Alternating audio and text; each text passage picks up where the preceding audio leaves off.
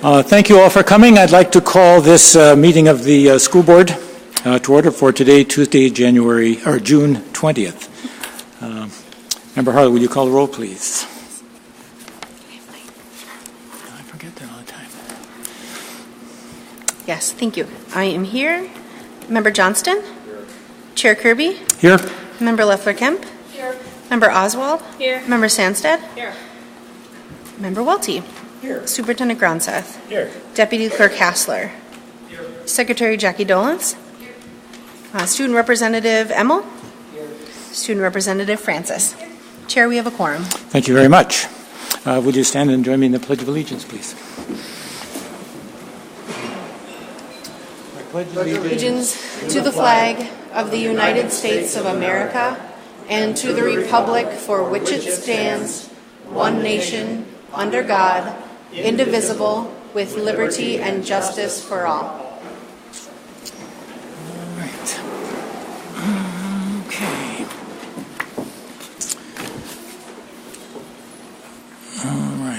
All right. Thank you. The first item is approval of the agenda. Do I have a motion to approve the agenda? So, It's been moved by Member Harlow, seconded by Member Welty to approve the agenda. Any discussion? Seeing none, all in favor of the agenda as written, say aye. aye. Opposed? Then it passes 7-0. Next, we have 4 minutes to approve. Member Welty. Yes, Mr. Chairman, on the minutes of the regular school board meeting for May 16th, I have a comment, and it is sort of directed at today's crowd. We may have some public comment, but I just noticed that on the second page where it talks about public comments, we had about 8 or 9 people speak to us, and in every single case it says address not provided. And I would encourage those people who are signing up to speak today to over here to put your address on it so that we can get back in touch with you if we'd like to give you a little bit of feedback, and so we can kind of keep track of who publicly speaks to the school board. So no corrections, just something to ask the audience to consider. Okay, thank you. Then do I have a motion to approve the regular school board meeting minutes of May 16th? Moved by Member Leffler-Kemp, seconded by Member Welty. Any discussion? All in favor of approving the minutes of May 16th, say aye. Aye. Opposed? They pass 7-0. Next are the minutes of the meeting of May 30th. Do I have a motion to approve those minutes as written? Moved by Member Welty. Is there a second? Second. Second by Member Oswald. Any discussion on that? Those minutes? Seeing none, all in favor of approving those minutes, say aye. Aye. Opposed? That passes 7-0. Next are the minutes of May 31st, the special school board meeting. Is there a motion to approve these? So moved. Moved by Member Harless, seconded by Member Welty. Any discussion? Member Sandstead. Never mind. Any further discussion? All in favor then of approving those minutes of May 31st, say aye. Aye. Opposed? Those pass 7-0. And finally, the minutes of June 5th. Moved by Member Leffler-Kemp and seconded by Member Welty. Any discussion on those minutes? Member Welty. Just for the audience's sake, the 3 minutes we had were about a page long, and they were closed meetings, and there was only enough time to move to go into closed session, and that was the end of the minutes. So nothing secretive, just 3 formal little separate minutes. Thank you. Any other discussion? No? All in favor of approving those minutes as written, say aye. Aye. Opposed? They pass 7-0. Thank you very much. Next, we have school and community recognition. Down in front. Member, or Assistant Superintendent Starzecki. There we go. Good evening, members of the board. This month, I am pleased to present Alyssa Isaacson and Keely Gustafson from Denfeld High School for recognition. Alyssa and Keely took the top 2 spots in the Minnesota 2007 Esri ARC GIS map competition. The contest challenges students to create and share maps about something in their home states. This year's topic focused on mapping topics located within 50 miles of the student's hometown. GIS professionals judged each entry based on topic, map presentation, cartography, data, geographic analysis, and documentation. Keely earned second place at the State High School Division for Morgan Park, Minnesota, a history of the nation's first company town, and Alyssa took first place in both state and national high school division for her project, Minnesota Iron Range Mines, as an in-depth look at the economic and community impact the impact of iron mines in Minnesota. Alyssa and her teacher, Gina Hollanday, will be honored at the Esri User Conference in San Diego in July. Congratulations to these outstanding students and their teacher for their achievements at both the state and national level.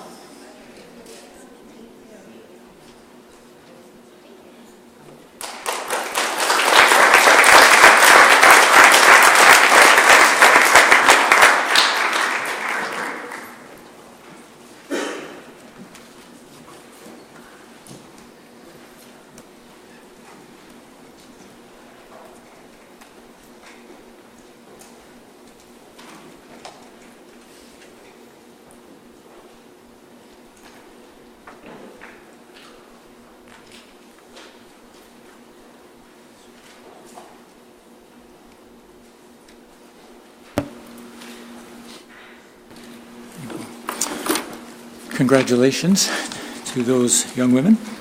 Now we come to audience participation. I'd like to remind people they have 3 minutes, and Member Harlow will punch the button here. But first, would you read our rules of civility? Thank you, Chair. So the school board recognizes 11 tools of civility that will provide increased opportunities for civil discourse in order to find positive resolutions to the issues that face our community. These tools include pay attention, listen, be inclusive, don't gossip, show respect, be agreeable, apologize, give constructive criticism, take responsibility, and then our board from these additionally add be honest and care for others, and show your evidence, share your reasoning. Thank you. And I'll note that everybody put their address down. Very good. Excellent. Our first speaker is Bernie Burnham.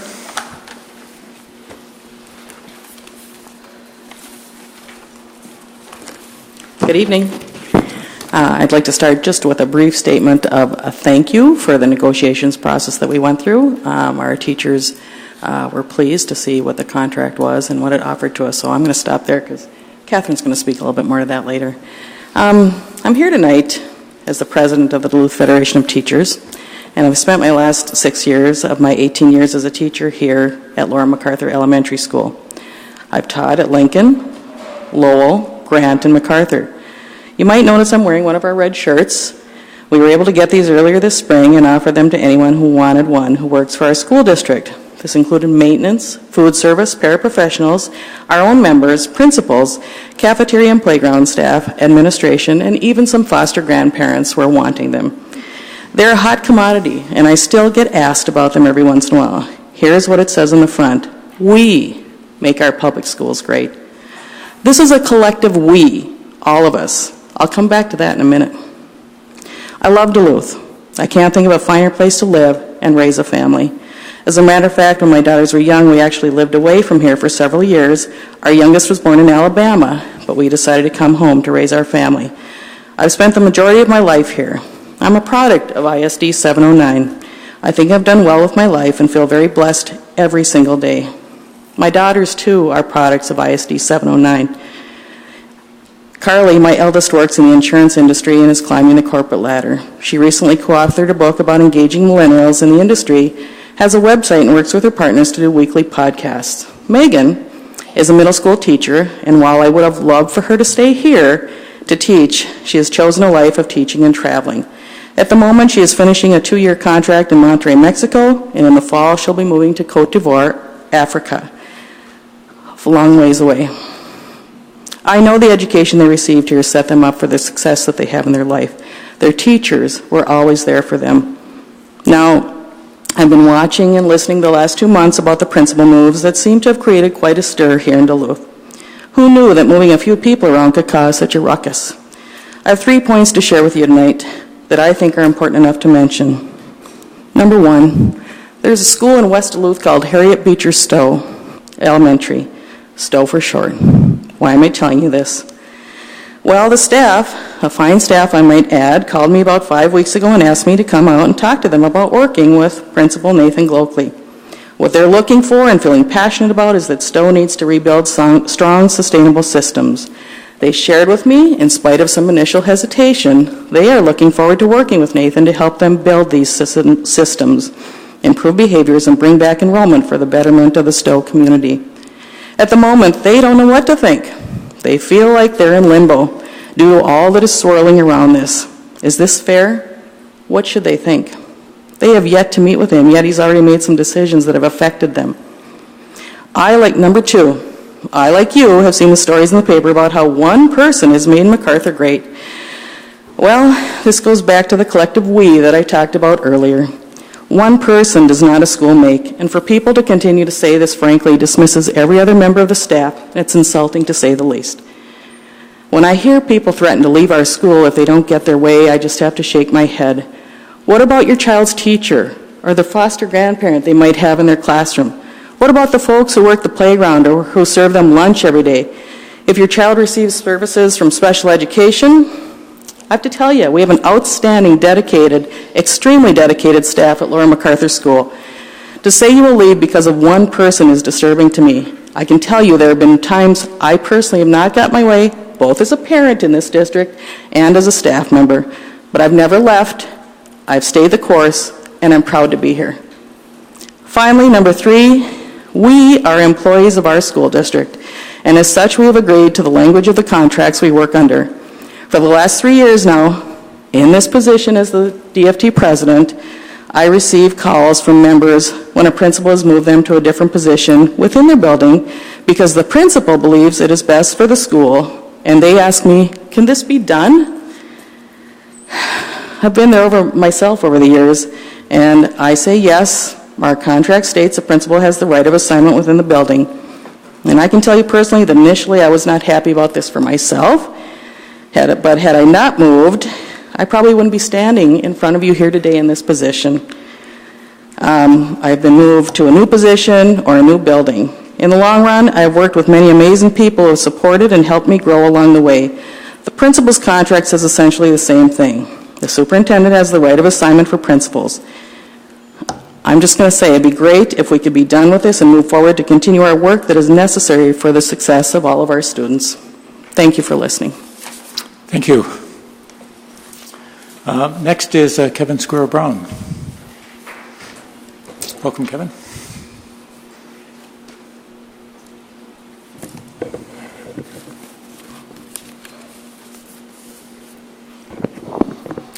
Good evening, I'm Kevin Squirrel-Brown.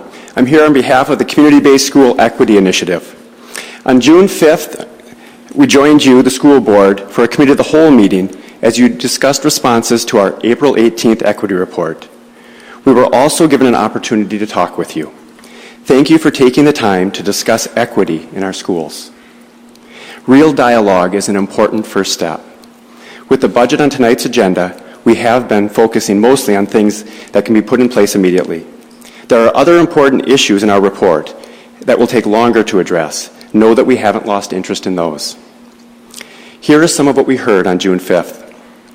Regarding the distribution of compensatory education funds, Superintendent Gronseth endorsed the goal of using comp ed funds to address the achievement gap rather than classroom size as a, quote, long-term goal, close quote. He justified the current use of funds with a because we can and because we always have argument, and indicated that as general funds become available to meet classroom size goals, that achievement gap money could be returned to its intended purpose. Let us recognize that reducing class size is being prioritized over equity, a decision that serves high-performing students at the expense of students with greater needs. Finally, we heard that if and when a majority of the elected members of the school board directed the district to change how these funds were distributed, the district will make plans to do so. So here is what we ask of the board. Send a clear message to the district and to the community. Commit to ending our use of achievement gap funds to solve our school funding problem. Specifically, direct district administration to come up with a plan for the graduated reduction in the diversion of achievement gap funds, reaching zero diversion to coincide with the anticipated 2018 education levy. Make this resolution a part of tonight's budget. We've received clarity from the superintendent regarding several items from the June 5th meeting. Here's what we understand things are. Here's where we understand things are at now. There's 4 pieces. First, we sought clarity as to the exact criteria that will determine if schools will be fined for insufficient enrollment or attendance in the intervention lab courses.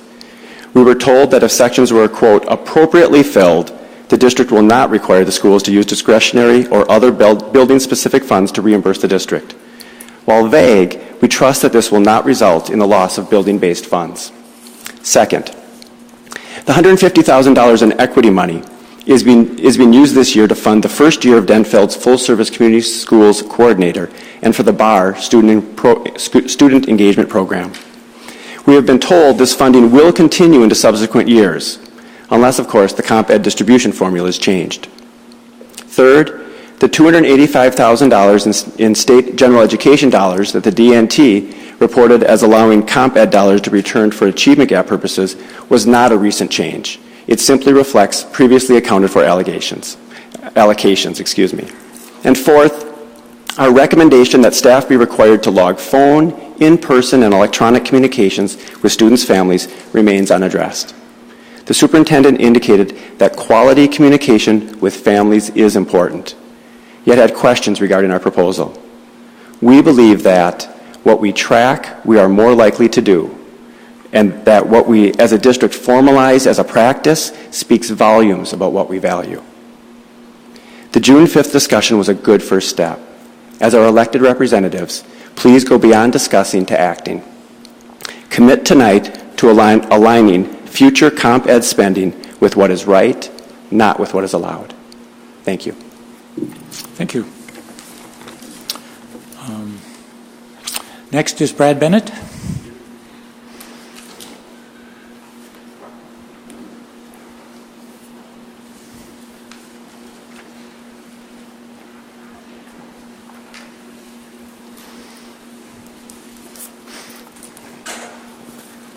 Welcome, Mr. Bennett. Good evening, Superintendent Gronseth, members of School Board ISD 709. My name is Brad Bennett, and during a 12-year period, I had the pleasure, no, the honor of representing the west side of Duluth on the school board. Also during that period of time, I had 6 children that had the pleasure of going through McArthur Elementary School under the direction of John Downs as the principal. He directed that school. He knew everybody in the school. The school was much larger than it is now, but he knew everybody by almost first name. And he kept a tight control over what was going on there. During that 12 years, and since then, and even today, the student makeup of McArthur Elementary School, McArthur, is probably as diverse as any you have in the district. They have great needs out there. You have a wide variety of parents, from two-parent families that can support their family very well to single-parent families that are struggling to make ends meet. And a number of years ago, 4 or 5 years ago, they really had some issues out there. The school was performing very poorly. And under the direction of their principal now, Mr. Glopely, they've turned that thing around, and the school is achieving some very good numbers. And I don't, for the life of me, know why you would change the course of that leadership in that school now.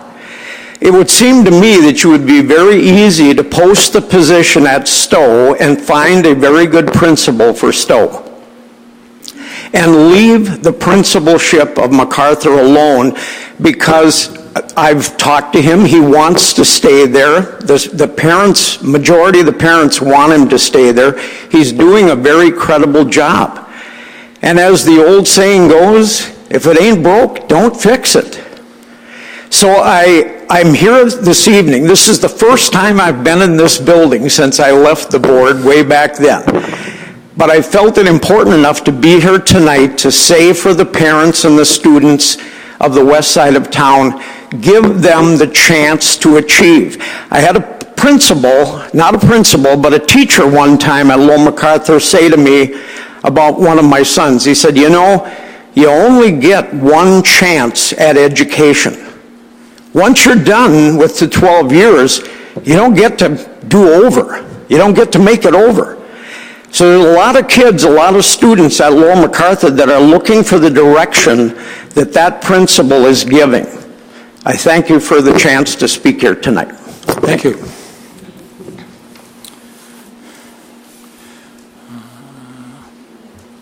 Melissa Janssen is next.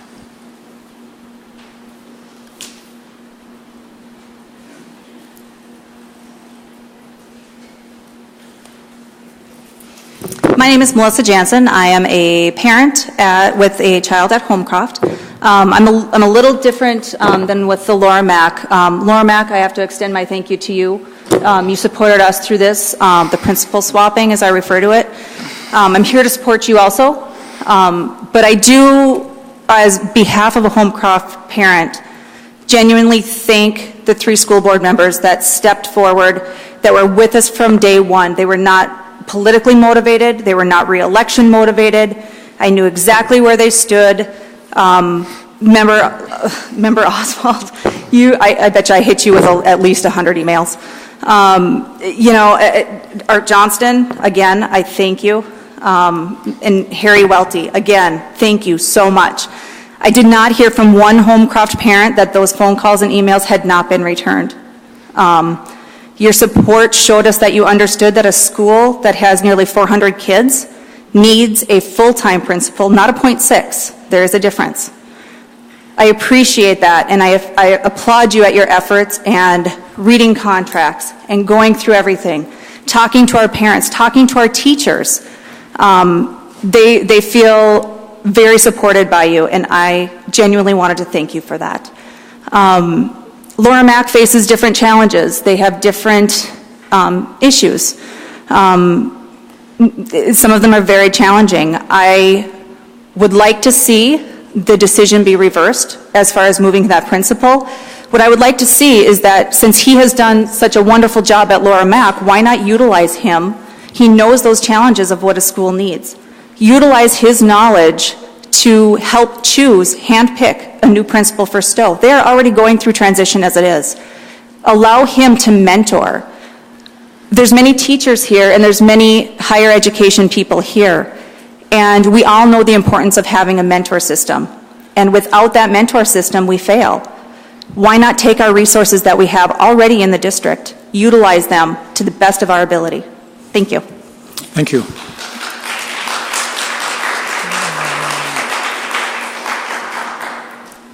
Leonard Johnson, Mr. Leonard Johnson.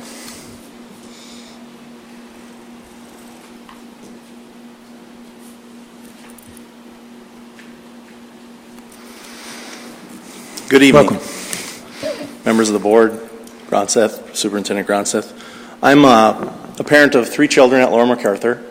We chose Lord McArthur specifically because of Nathan Glockley.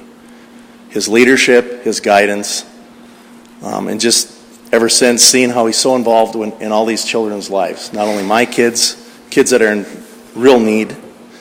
And I don't believe that the success at Lord McArthur is just Principal Glockley. I don't think I've ever said that, or a lot of parents I spoke to. But he did build a team of teachers that support the systems he's put in place. He's had volunteers come out of the community.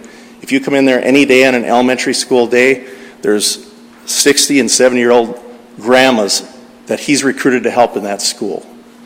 There's studies out there, and I'll just read one of the studies I read about effective school leadership. Decades of research find that effective school leadership and access to high-quality education are two of the most important determinants of education outcomes. School principals affect both teacher and student performance and play an important role in turning around troubled schools. High-quality education from pre-kindergarten through the grade builds foundational knowledge and skills that prepare students for long-term success. My kids' success is why I'm here. It's not one person's decision. I'm here as a taxpayer and as a parent, and I believe in the education that's going on at Lord McArthur. As a person that's been in the business community for 21 years, if somebody said we have a broken, somebody left a position over here and we're just going to rip and move somebody over there, I'd question that. I'm questioning it now. It makes no sense to me. There seems to be other motivations, which I don't know, but Superintendent, I ask that you keep our principal there, allow him to continue the great success with a diverse background of students with all sorts of problems stays. Thank you. Thank you.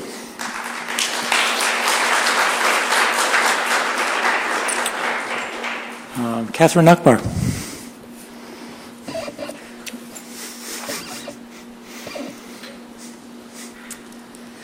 Good evening. My name is Kathryn Akbar. I'm a teacher in the district and a union exec board member. Thank you, Superintendent Gronseth, board members, and student representatives for all the work that you do and the time that you take and the commitment that you have to public education. I wanted to just thank you for the process of negotiations. We had a different technique this year that we used, and we just thought a few minutes to share that with you would be important.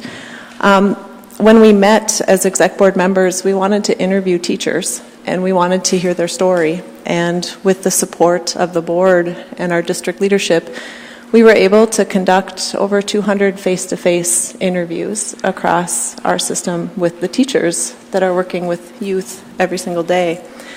And from that, we collected a lot of information, and that information, we kind of narrowed it down to something called Reach the Whole Child. And in many ways, just hearing what people were saying, I think we may have different approaches to get there, but to reach the whole child is an important part of that process. So with negotiations, we use something called student-centered advocacy. And in that student-centered advocacy, what we heard from teachers and fellow members were that mental health needs of our students were a huge concern, and relationships and promoting engagement, social emotional learning needs. And through our labor management process, the hope is that we can continue to come to the table and to have those really important discussions. So I wanted to just thank members for supporting that process and for having a very respectful tone to the process of negotiations, and that having different members at the table leads to broad discussions, sometimes difficult discussions, but ultimately important discussions. So both sides agree to continue to look at this, and the collaboration of the labor management process is important for students. It's important for what happens in our classrooms every single day, and it's important for our community. So thank you very much. Thank you.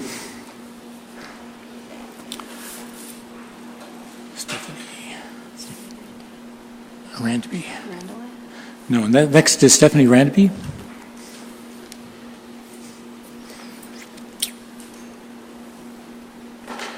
Welcome. Thank you. Good evening. Again, my name is Stephanie Randby.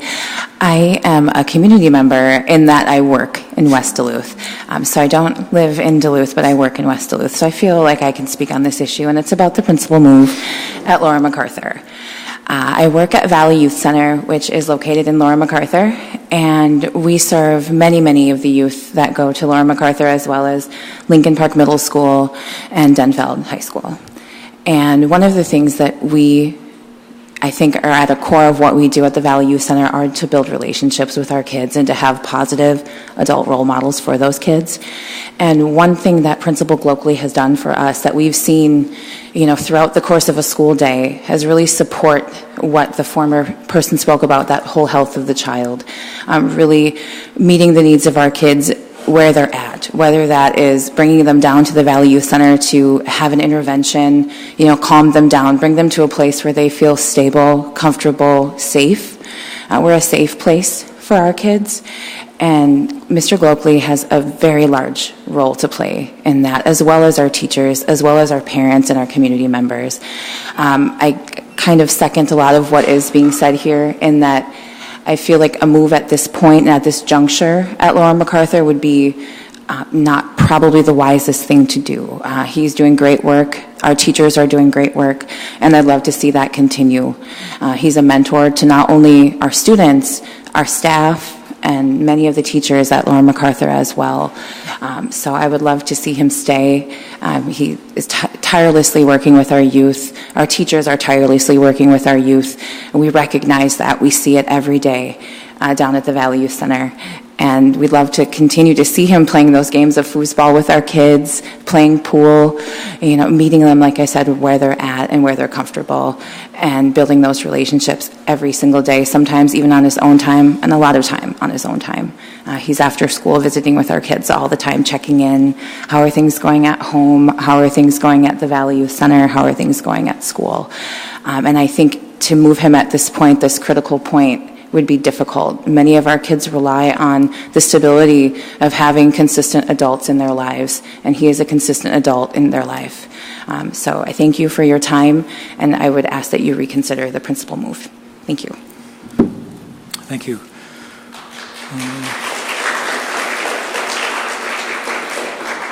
Next is Wendy Berg.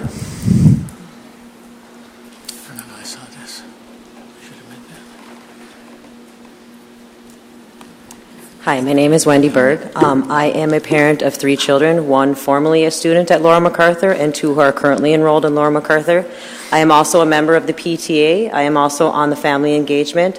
I also work as a recess monitor, and I started a morning activities program thanks to Mr. Glockley as well to help students who are getting in trouble in the morning.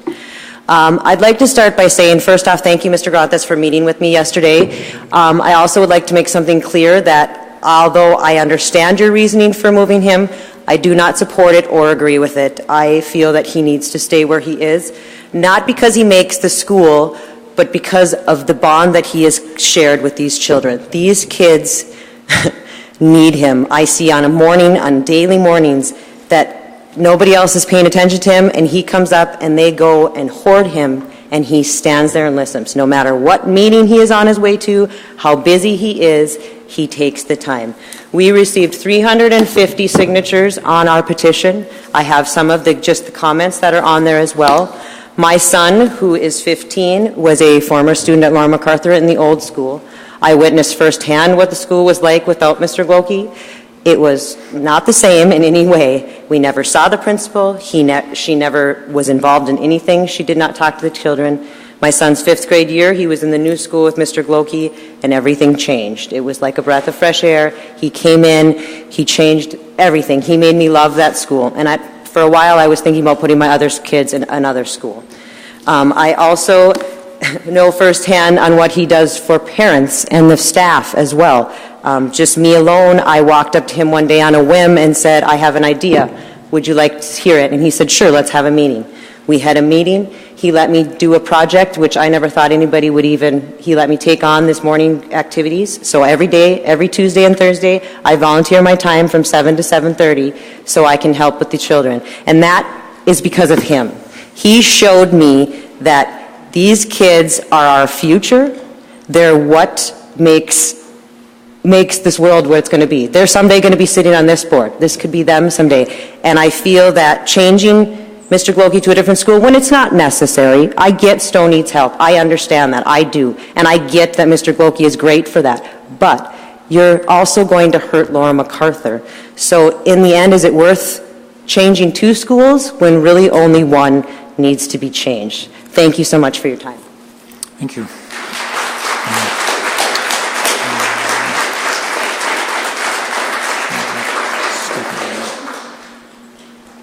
Next is Stephanie Dietrich.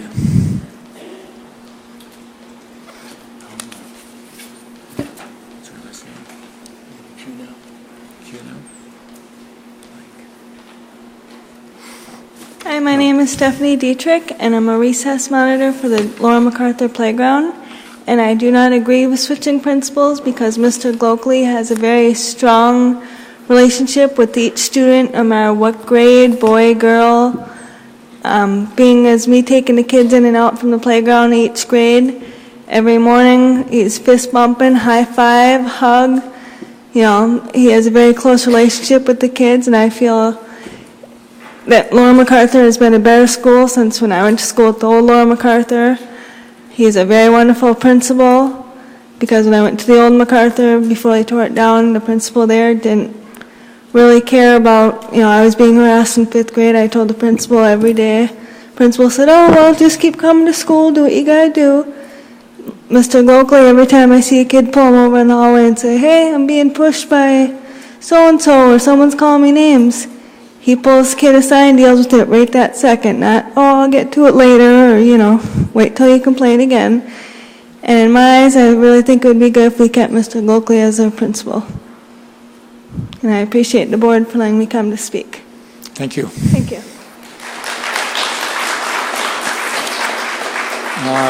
Next is Lynn Cuno.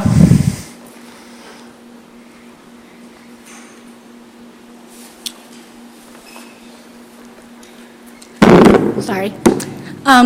Can all the kids with a sign please come up here?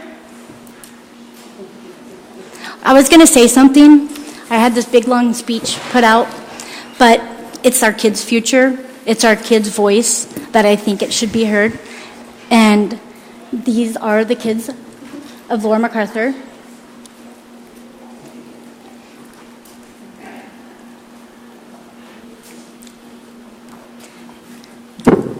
They don't want a new principal.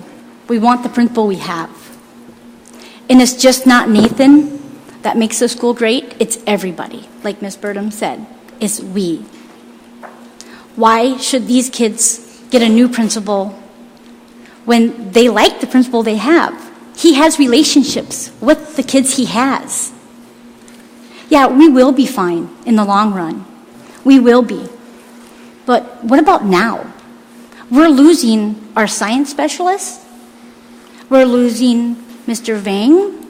We're losing another family specialist. And all these people have been a part of Laura McArthur. So, yes, we are losing more than just Mr. Glokey. And those other people are leaving due to budget or whatever reason. But we don't have to lose Nathan. We don't have to. And the power is all on Mr. Gronseth. You can decide today to let these guys keep their principal. You can. You can change your mind at any time. The decision is all yours. These guys have a voice. They want their principal. If they didn't want their principal, do you think they would be here? No, they wouldn't. It's not Nathan that makes the school great. It's everybody. And we're losing some people that have been a part of these kids' life. Why do we have to lose Nathan?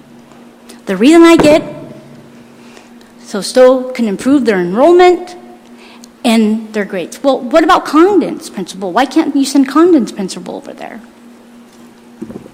Or why can't you give an assistant principal from Denfield a promotion and send him out there? I heard someone's over there that's just like Nathan. Why not do that? Why do these kids have to get used to a new principal? There's no reason.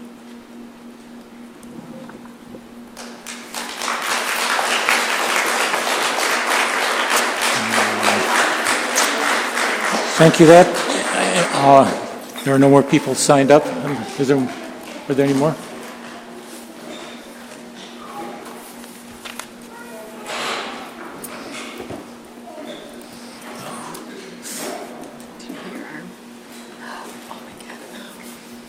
It's because I can't bike. I fell off my bike. One more. Marcia Stromgren. Okay. Marcia Stromgren.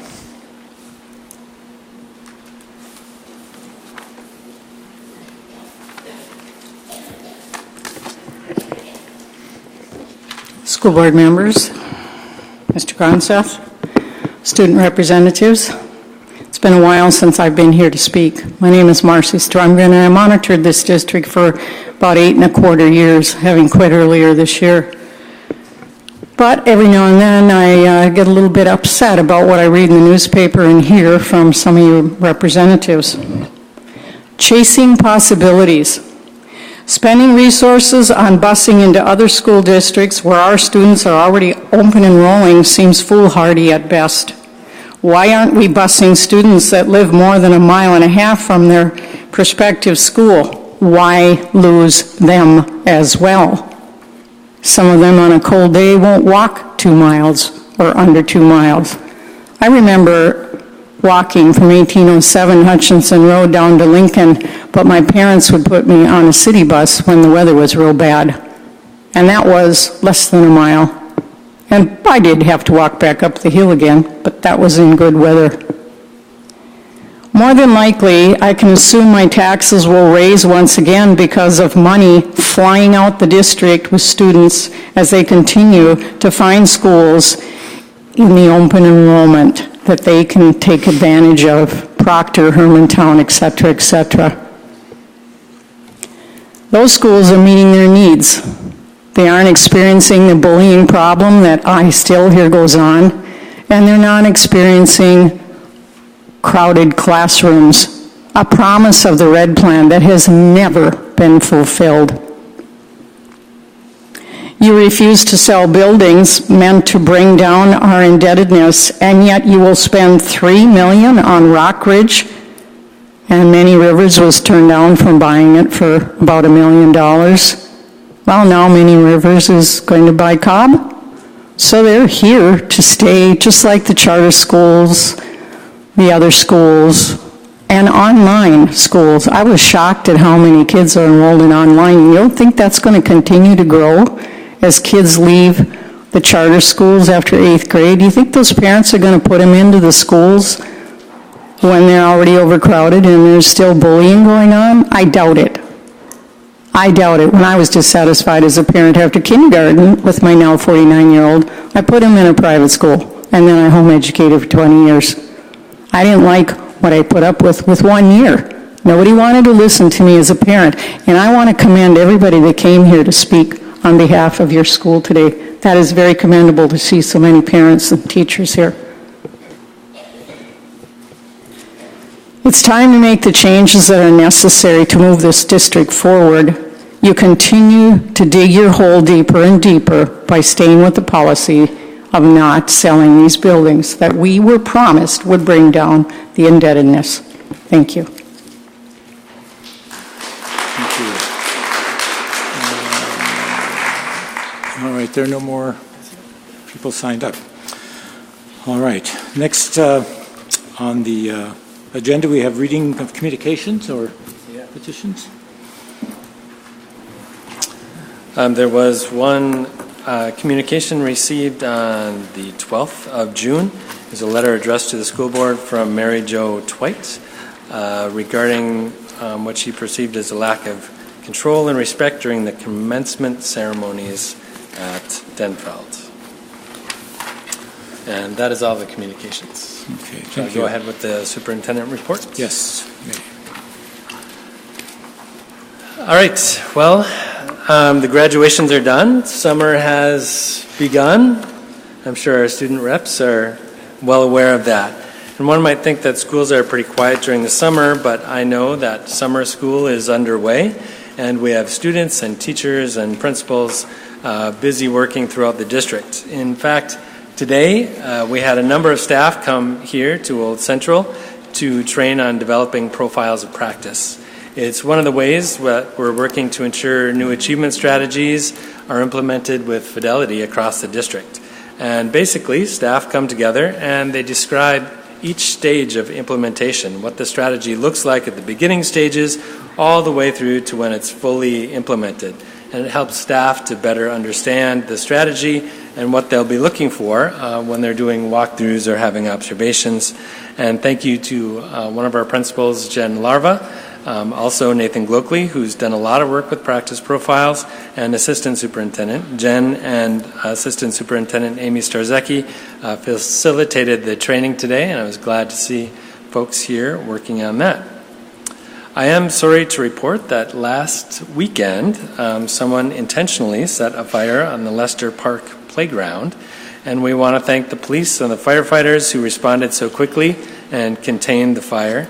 We did lose one event on the playground. We call it an event is one standalone piece, and some of the mulch was damaged. We won't be replacing the mulch because we'll be totally replacing the mulch, so it's cordoned off right now. It does sound like there was a report. In total there was about $45,000 damage to the playground. It does sound like that there was a report to the tip line, and we are hopeful that the person or people are going to soon be identified, and the district will be seeking restitution if possible.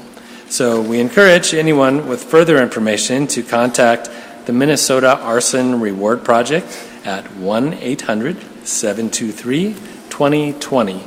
And hopefully we'll be able to resolve this matter pretty quickly.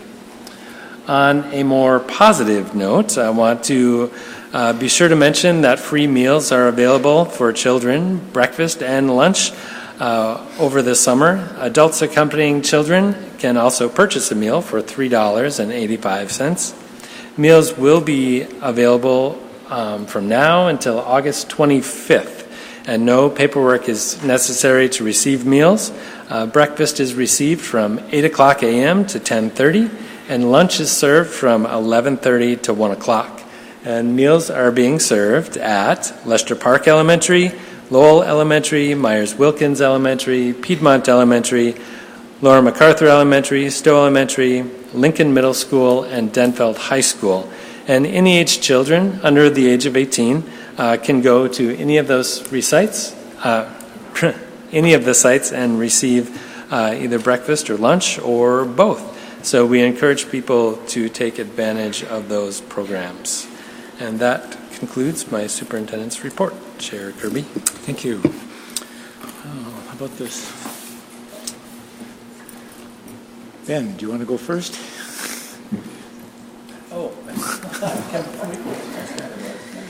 So I'll start off with a little bit of sports. For the Denfeld golf team, we finished 6th at sections on the first day, and we needed to be in the top 4 teams, but we were only out of it by 9 strokes.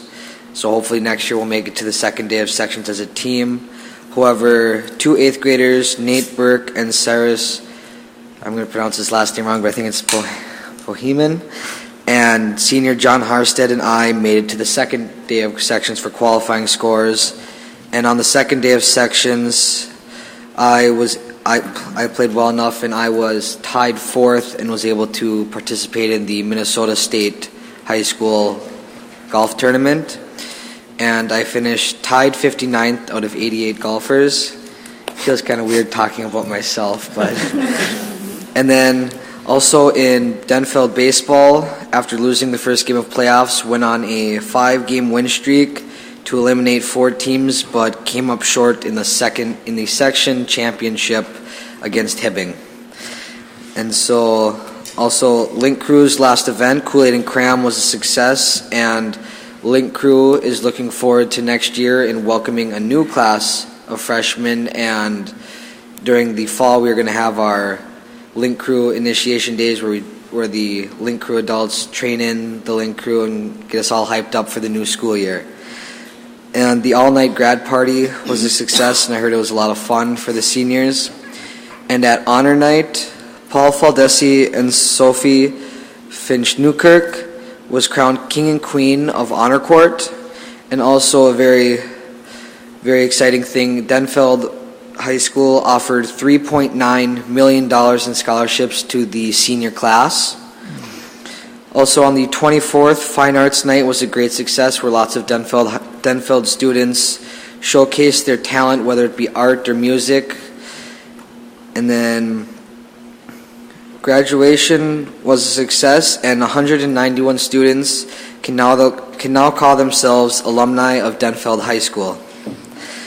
And moving forward, I am looking forward to Denfeld becoming a full-service community school. I know that meetings are continuously happening, and I'm looking forward to that process continuing.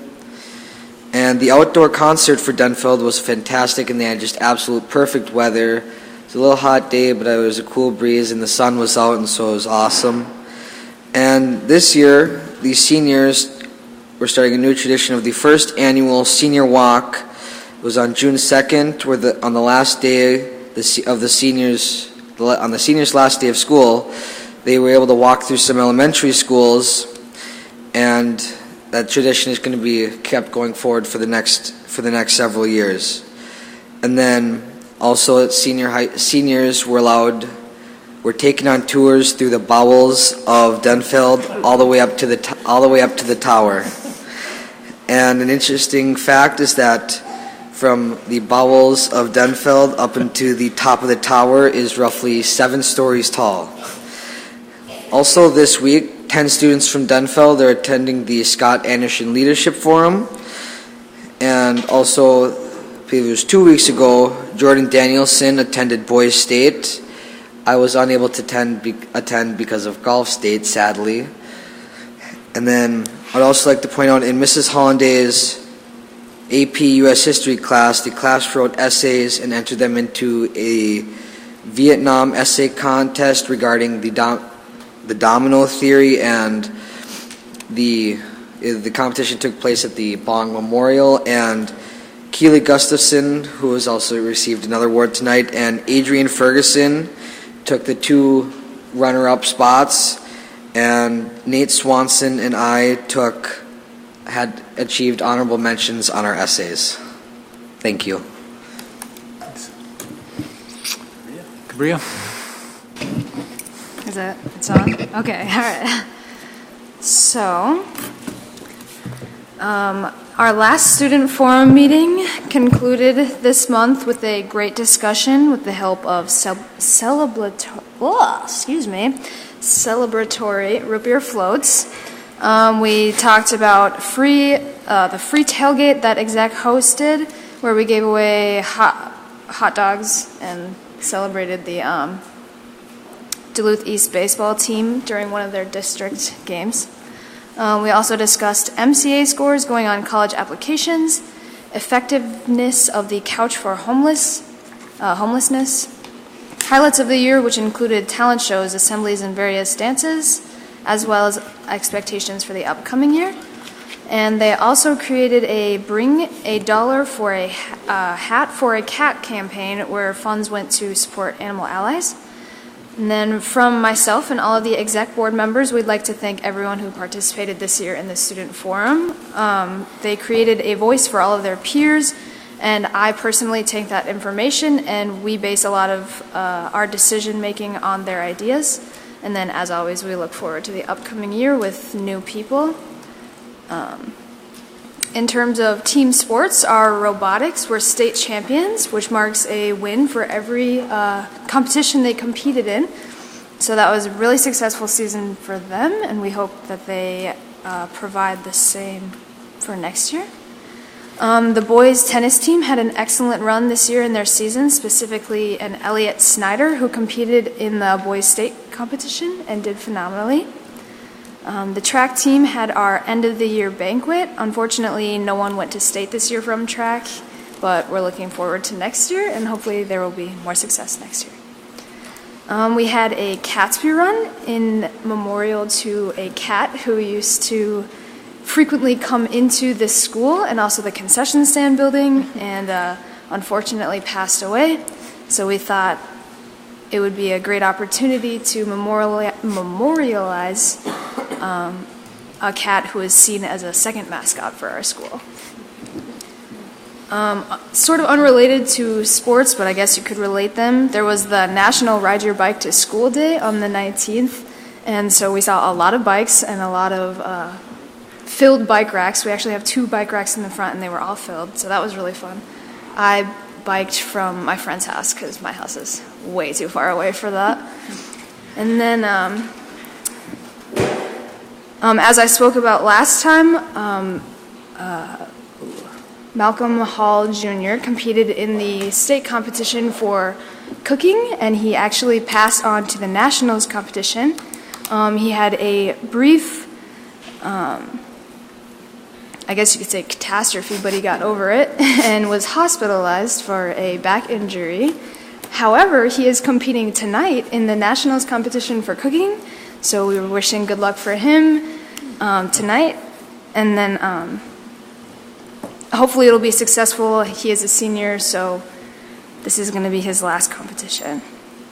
And then finally, obviously, as the year came to a close, we had end-of-the-year concerts, as I talked about in previous meetings. They were so good and really moving, and hopefully we're going to go build from that and have better years next year, but it's really hard to top Duluth East band and choir and orchestra concerts because they do so well every single year. The seniors told me that they had a fun honors night as well as the all-night grad party that was held at the deck. As I spoke a little bit about last meeting, our exec board presidents as well as association presidents came out, and also other officials were nominated and elected. And then our exec board and association, which are our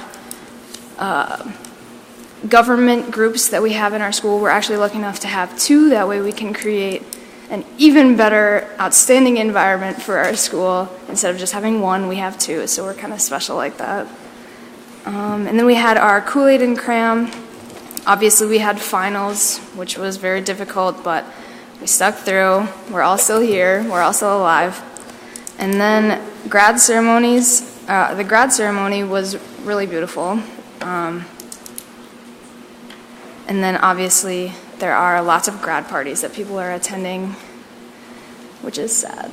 But as always, we wish them future successes and future success in our high school. We're looking forward to the upcoming year, including welcoming upcoming freshmen that are going to be joining our school. Yeah. Thank you. All right. Thank you very much for that. Next, we will go to standing committee reports. First, Education Committee. Member Leffler Kemp.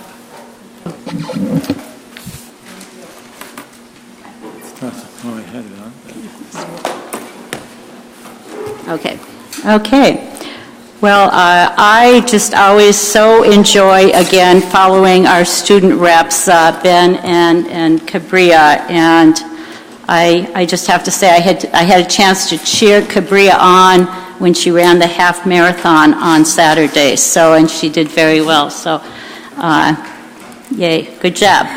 And again, congratulations, Ben, in your own personal success with golf. So I am going to do an update on the Education Committee, which took place on Tuesday, June 13th.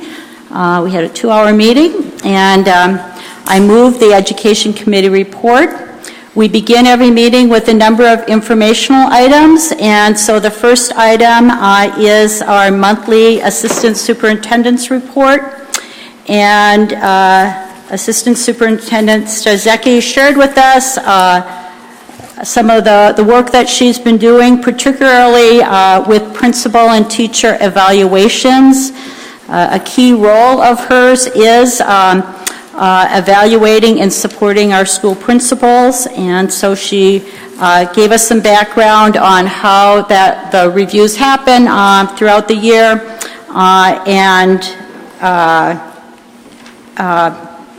so we appreciated that. She also talked about the teachers' evaluation process and the annual professional goals that they set as well. And really also wanted to appreciate Assistant Superintendent Starzecki attending all the graduations with us, school board members and other staff as well. And then lastly, she reported on the work that she's been doing to prepare for our summer school programming, and we heard a little bit about that already. But we have summer school programs in our elementary schools at a number of sites across the district, and then we also have summer school programming at the secondary level. And it's 4 weeks, beginning this week, June 19th, through the week of July 17th. So thank you again, Assistant Superintendent Starzecki, for giving more background, particularly on the principal process and review process as you work with our principals. The second informational presentation we had was on our school resource officers, their roles and practices, and we were very fortunate to have 3 of our Duluth Police Department staff with us, as well as Brenda Vodhauer, who is our principal at Lincoln Park Middle School. And she was to really kind of share about how, from a principal standpoint, our school resource officers play a big role in building relationships with our students and our staff. And we have school resource officers in the middle schools and the high schools, and we just had a good kind of discussion as well as background on the role of our resource officers, as well as an update on their work to bring back the DARE program for our elementary school kids. And they're going to bring that program back with a different focus, more about developing resiliency and better skills in terms of addressing issues like sexting and bullying. So we can look forward to that coming back to our elementary schools. And it was just really great to have 3 of the officers from our police department here to kind of share more about their roles and their work with our schools and our families, and most importantly, the relationships they're building with our kids. The third informational update that we had was on our secondary schedule review process, and Dr. Michael Carey, who's the Director of Curriculum and Instruction, shared with us the draft process that he is working on with staff and a committee to review our school schedule, our school scheduling schedule. And so appreciated that update, appreciated the evidence-based information that you gave us for this process as well, to help us understand better how the decision-making is happening. And then the fourth informational update we had was with Pam Rees, who is the director of our Head Start program, and she reviewed a number of areas. We as a school board are part of the governing body of our federal Head Start program here, and so Pam comes to us every month, or not every month, often, to review different assessments and reviews that are required and that we need approval on. And so a lot of different information was presented, and our Head Start program is in excellent hands with Pam Rees. And if you want to learn more information about our Head Start program, again, we have a lot of information available. The next area on our agenda was our grant partnerships, which we have each month. And starting on page 33 for board members, we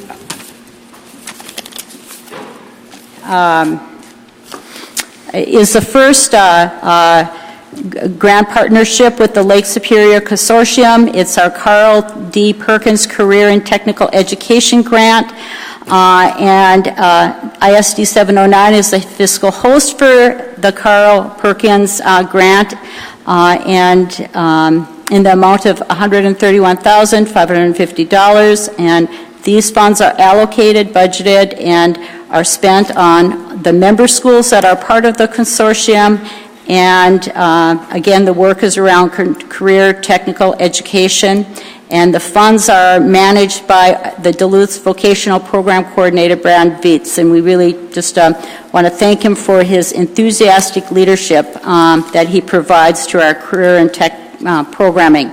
And it's recommended that the Duluth School Board receive this item as informational. The second grant is a grant called the National Oceanic and Atmospheric Association Program Grant, written by an associate professor of education from the U of M. And this grant is in the amount of $74,401. If awarded, its intent is to support Stowe Elementary School in bringing back the environmental education program. And so we're excited about that potential grant and the many community partners. The third area in the education report is our regular grant applications, and this month we have 4. And just want to thank all the staff for writing these grants. The first grant is a grant written to the Hospitality Minnesota Education Foundation, also submitted by Bradley Vietz, our vocational programs coordinator. And this grant is in the amount of $10,000, and it's with our culinary arts program at both Denfeld East and Denfeld and Duluth East. And it's recommended that the Duluth School Board receive this item as informational. The second grant is a Dollar General Literacy Foundation grant that 2 of our staff at Merritt Creek wrote in the amount of $4,000, and that's to purchase additional literacy intervention materials. And it's recommended that the Duluth School Board receive this item as informational.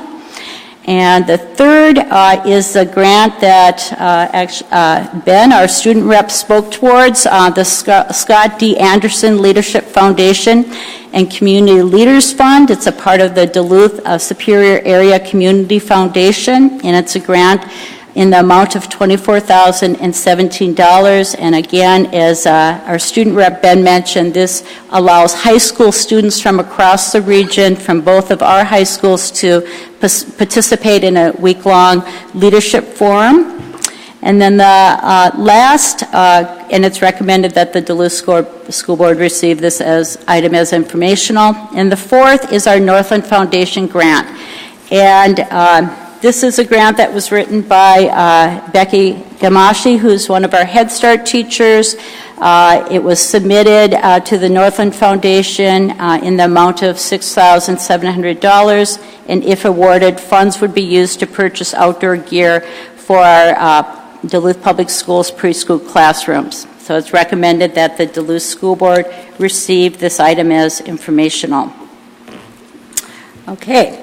The next item in the education report falls under regulations, and for school board members, that's on page 36. And this is Regulation 5085R. It's our family and student handbook.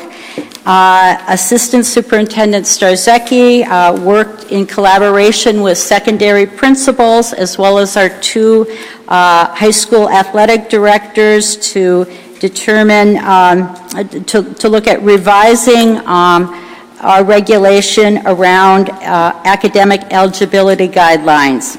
So we had a discussion on that, and the recommendation is on page 36. It really provides more clarity on eligibility with regards to grades and academics for our students and our families. And let's see here. One thing I was going to mention. This will be reviewed with parents. The Family and Student Handbook gets mailed out to all families, and then it's also on our website as well. And that is a regulation change, and it's recommended that the Duluth School Board receive this item as informational. We have some action items, and the first one is a presentation of our state Head Start grant for 2017-18. Again, for school board members, that's on page 38. And this is our state grant that is for $521,000 and $521.36.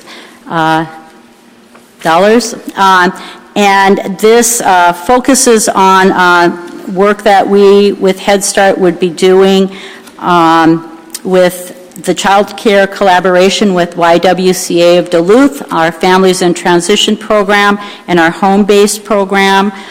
It would serve 48 infants, toddlers, and preschoolers that would be served by this state grant. So it's recommended that the Duluth School Board accept and approve the above item.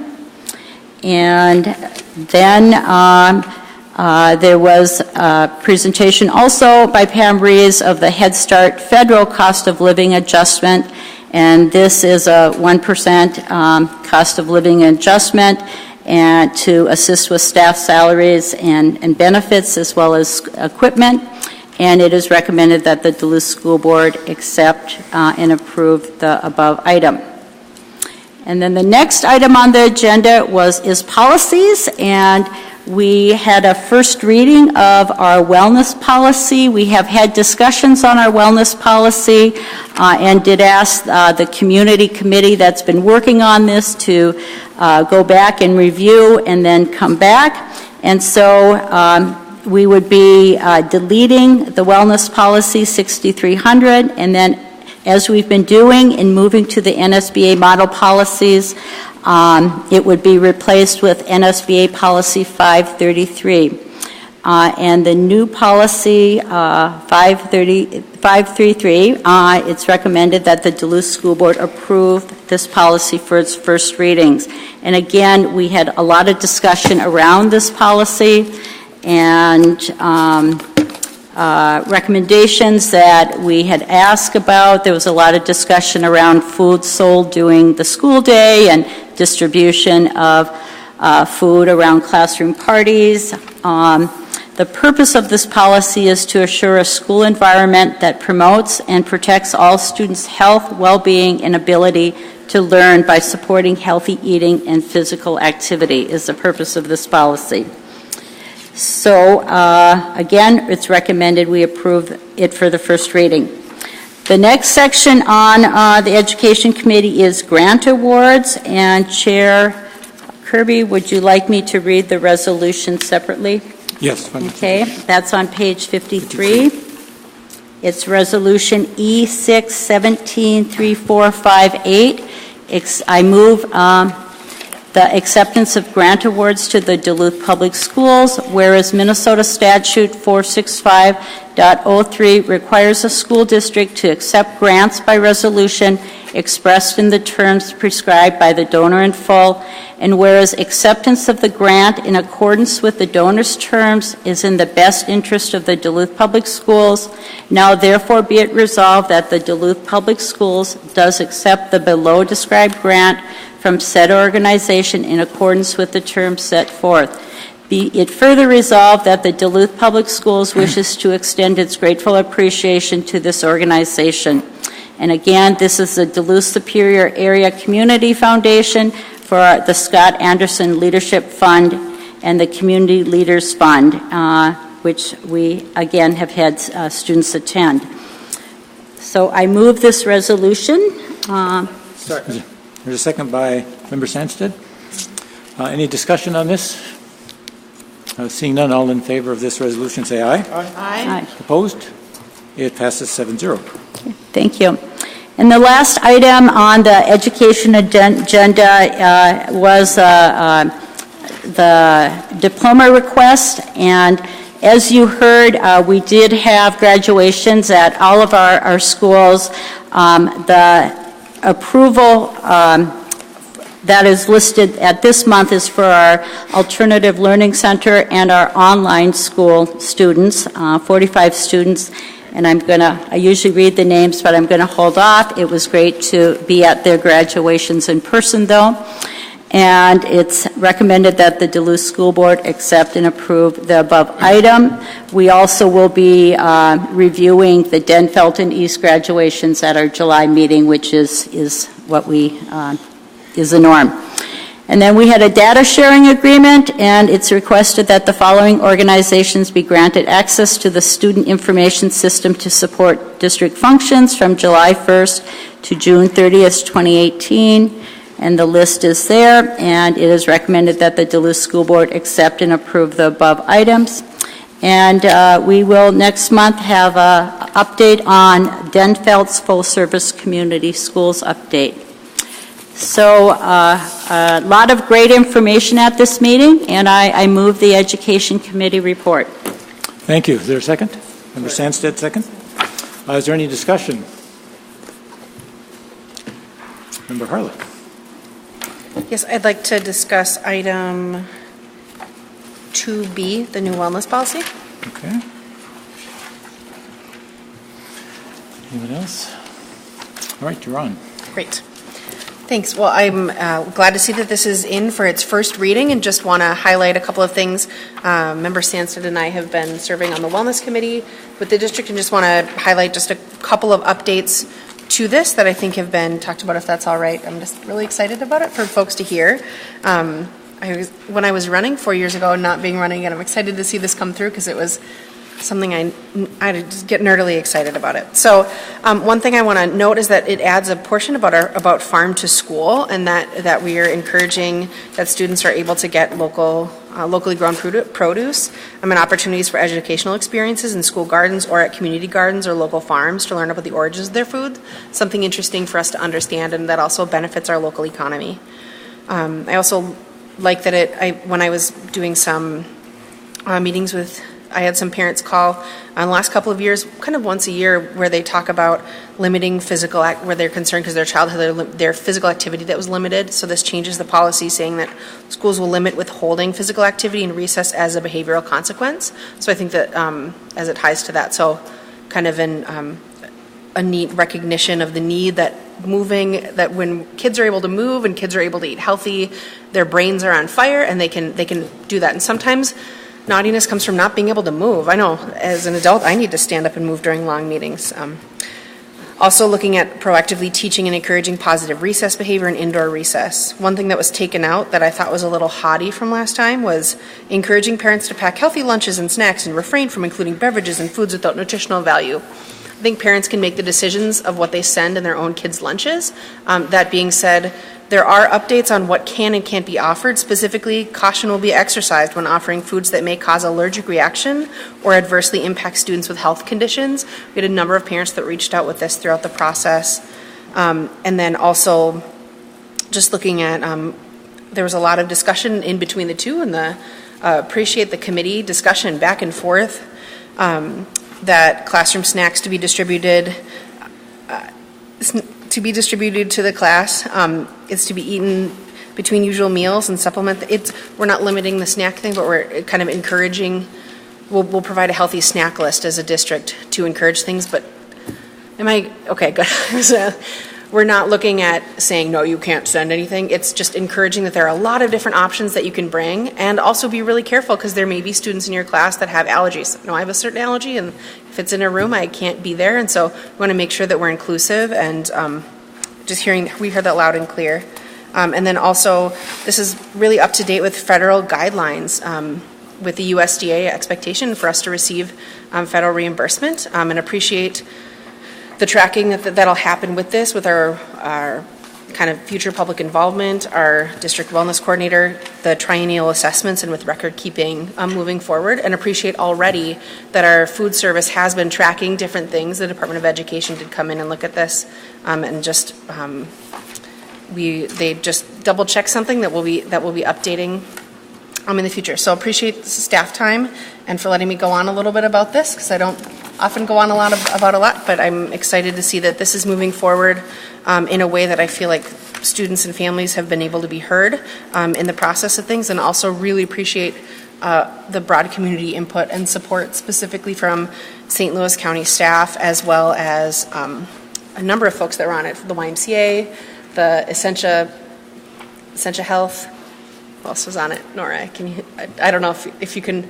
There's a number of other folks that were on it, but really appreciate the really broad community involvement on it. So excited that this has moved forward. Thank you. Member Welty. Thank you, Chair Kirby.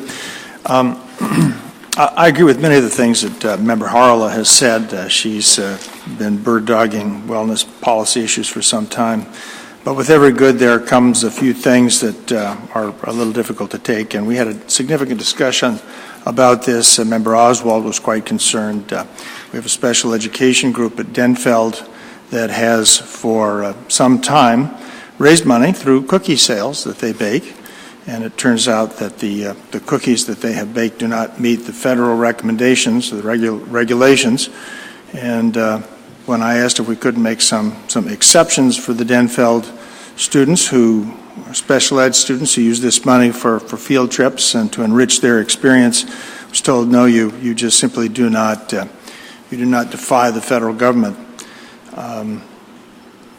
I appreciate the desire to set healthy standards for our students, but I don't know about most of you. I buy a lot of Girl Scout cookies, and I think there are a lot of people that do, and that probably is considered one of the acceptable snacks, but it's too doggone bad that we have this group at Denfeld that will be penalized, and I am extremely doubtful that they're going to be able to find anything quite like that to help them pay for some of these special projects that they've been able to take advantage of. So that would be one thing that we have to sacrifice by adopting this policy. Member Leslie Kemp.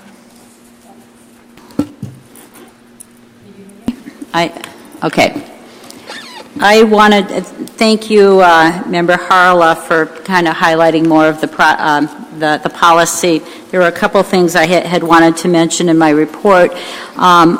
Some additional things. One is that the district would have a wellness coordinator, and that would be the assistant superintendent, and that after approval by the school board, the wellness policy would be implemented throughout the district, and the policy would be posted on our website. And the wellness coordinator would annually inform the public about the content and the implementation of the wellness policy.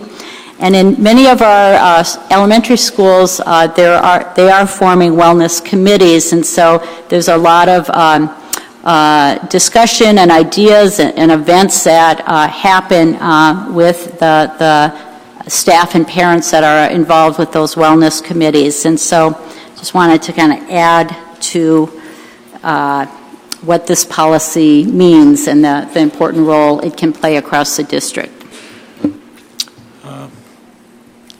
Assistant Superintendent. I just wanted to reiterate the conversation we had at the committee meeting last week when the concern was raised about the cookies sales at Denfeld, that Mr. Crane, the special ed director, and myself will be working with the special ed department at Denfeld to identify exactly how much money is being raised and how they're using those funds, so we can make sure that the activities that they are being able to implement with those funds are able to continue, and we'll come up with creative ways that comply with policy. So that's our task before the fall. Thank you. Member Johnston. Thank you, Chair Kirby. I think there's been lots of good improvements on the policy here since this was first brought about. I'd like to thank the committee, but as Member Welty said, there is some issues here that I am uncomfortable with. The main one I'm uncomfortable with is Roman numeral 4D3, which is a fundraising thing, and I think that's the one that people have been talking about.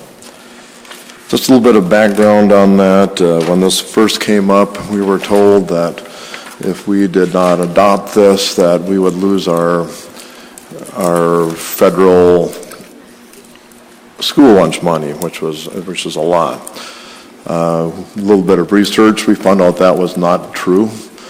In fact, talking to MDE, they said that whether or not we adopted this policy or any of the things on the Smart Snacks would not impact us one bit as far as any money which MDE distributes. I got a thing here which I didn't know what it was until this afternoon. From the superintendent sent a thing about some audit or something. Haven't had time to check it out to see what it is, but it is something which I would question. I think that isn't just Denfeld where we had sold cookies. East also sold cookies. And so this is a thing, but this isn't just special ed people that sell cookies. This goes, people buy these cookies, including lots of students. And when I've been at the schools, I've often purchased these cookies myself because they're good. And so I think they're a win-win thing. I think, I first heard about this when I was talking to one of the special ed teachers, Jan Seaman, about what the impact this was going to have. And so when the teachers talked to me, I tried to find out. So that's when we first brought up this discussion. There was also student petitions, I understand. I don't know, maybe Ben's going to eventually talk about that, but there was apparently a petition that went around both East and Denfeld concerned about that. And there was also, it was brought to my attention several times that the administration, at least in Denfeld, had been certainly low-level harassment of people that were selling the cookies even before the policy was implemented. And that seemed to be pretty peculiar. So I guess I'm very disappointed that Roman numeral 4D3 is still in here. Again, as we all see, sitting at our desk here is chocolate. Somebody gave us, thank you, because I love chocolate. But I think also students probably also like cookies too, and I don't see why we can have chocolate, we can have Oreo cookies, and we can eat donuts, and somebody can't use that for a fundraiser. So because of that reason, even though there's a lot of good things in the policy, I really think this is overreach by the school, and I'm disappointed that this was not adapted and fed in more with what MDE told me is the policy, which is we would not be penalized. Assistant Superintendent. I just wanted to reiterate the conversation we did have at the committee meeting regarding some of Member Johnston's questions. As I did investigation regarding compliance for the wellness policy, we adopted this policy to be in compliance with USDA guidelines when it comes to food that is provided to students during the school day, whether it's sold or provided. And so that's why the verbiage is in here the way it is. And in my clarification as to what are the consequences for us not being in compliance, the research that I found and that I shared with the school board is that if a district is found to be in violation of this policy over a course of, if they're in violation and continue to be in non-compliance, there can be fines put onto the school district. And the email attachment that was shared by the superintendent was a specific citation for the cookies that were sold at Denfeld that we had to correct that. So that just kind of helps to clarify once again why we need to be in compliance and how that should look. Thank you. Ben. Thank you. Going along with what the assistant superintendent said, I was wondering, I see in here there's also, it says like that the school district will provide to parents and families like a list of suggested food and stuff. Is there any way that the school board could also use its resources to find another vending option for the special ed department to sell as a fundraiser during lunch? I'm just wondering if that could become a possibility, because I know many students love these cookies. I enjoy them. I know all my friends enjoy them, and if I had the second lunch and then 5 minutes into the second lunch, you can't get them anymore because they're gone.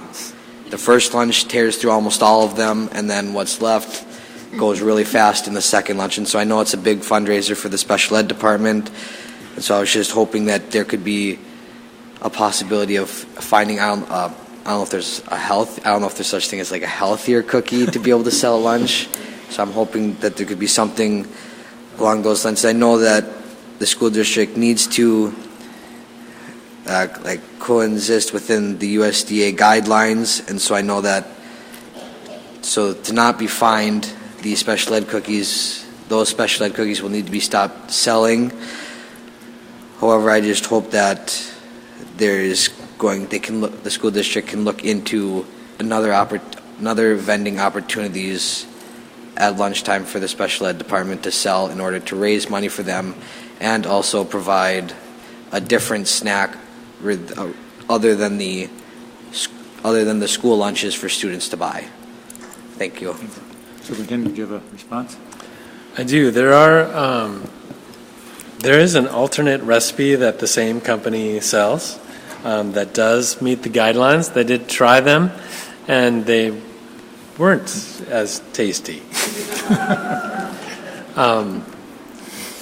So that's why they initially I know that they had changed to the new recipe.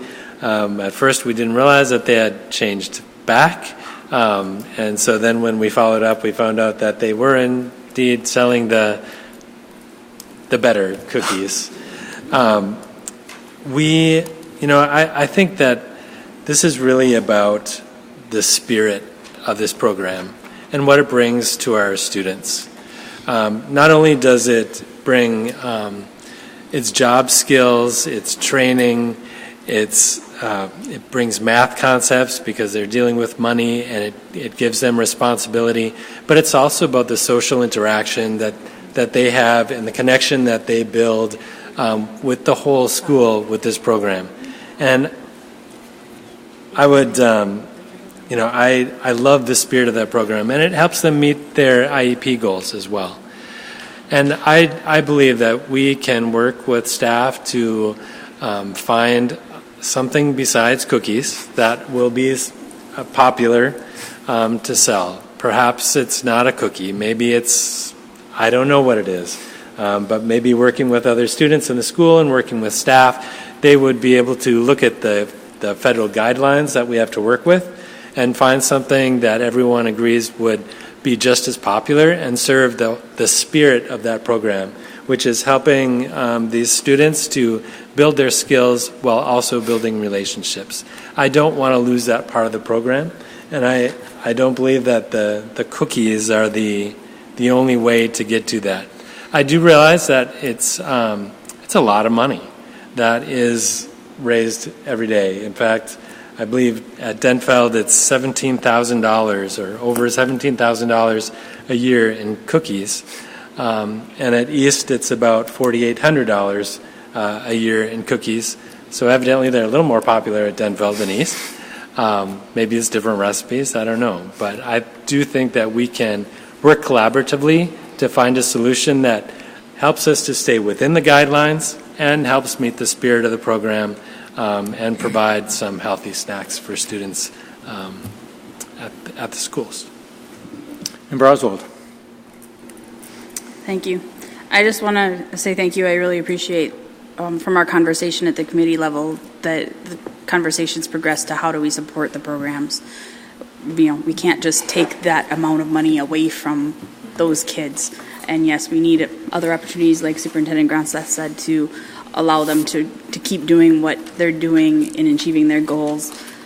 And I have to say, I have 2 kids that are going to mourn cookies at school also.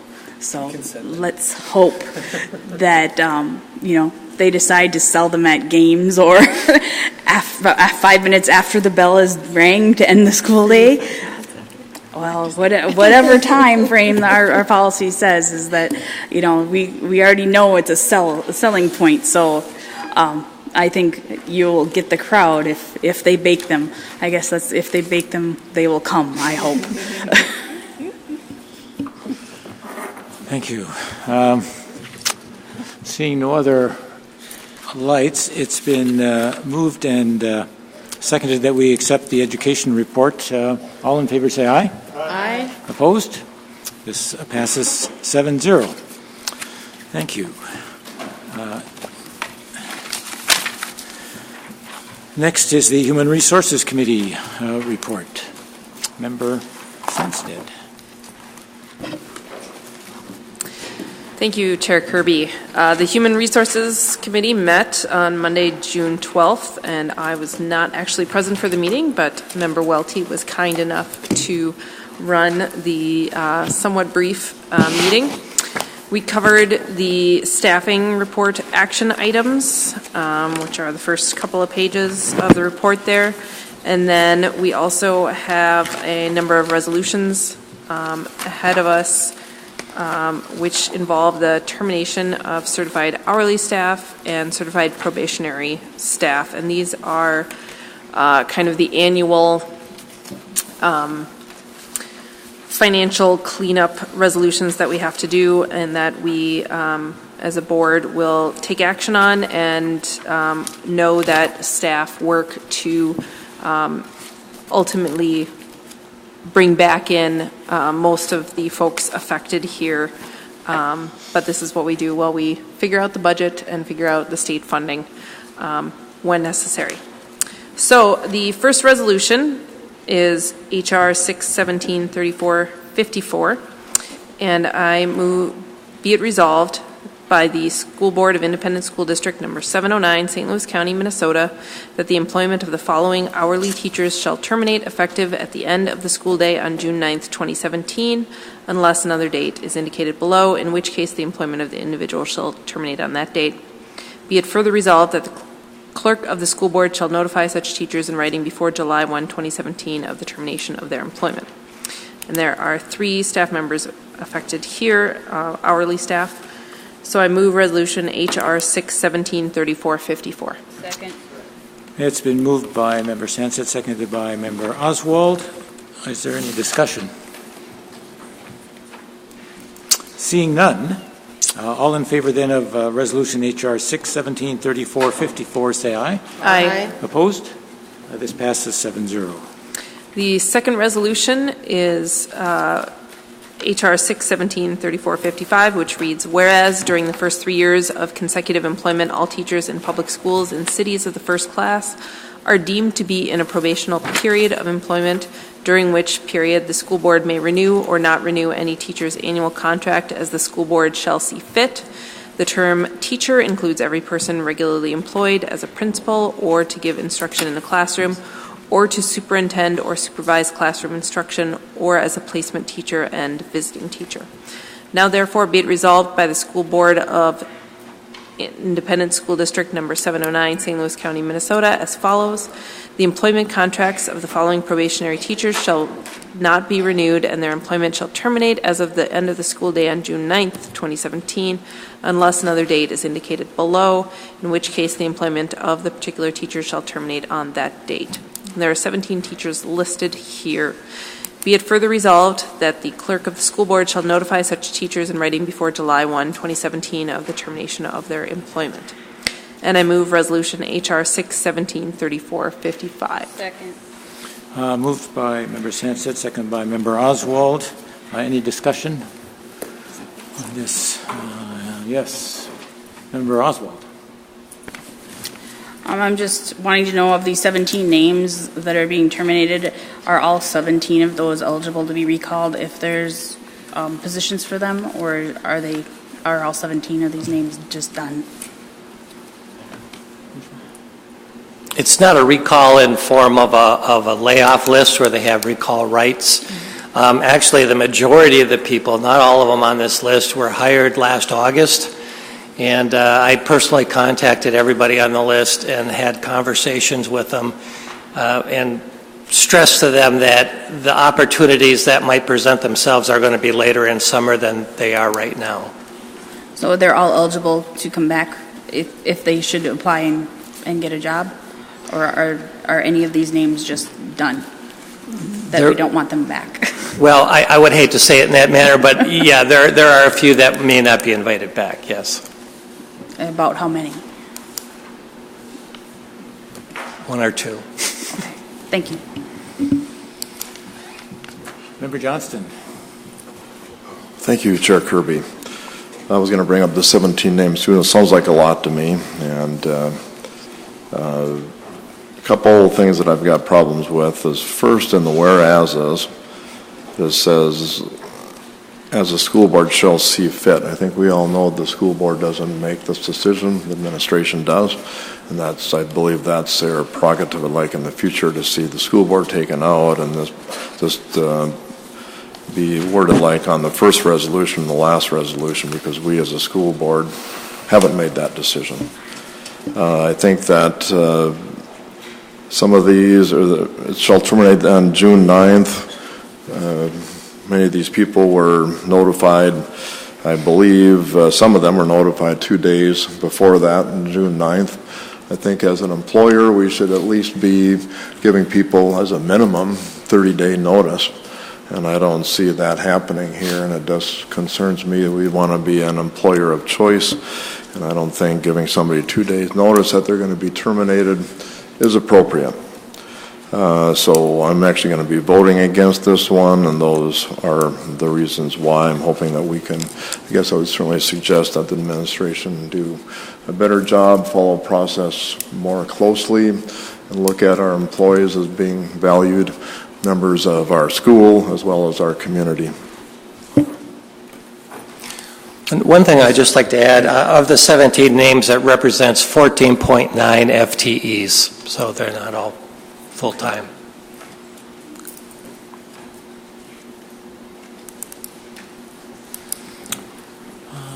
Yes, Maria.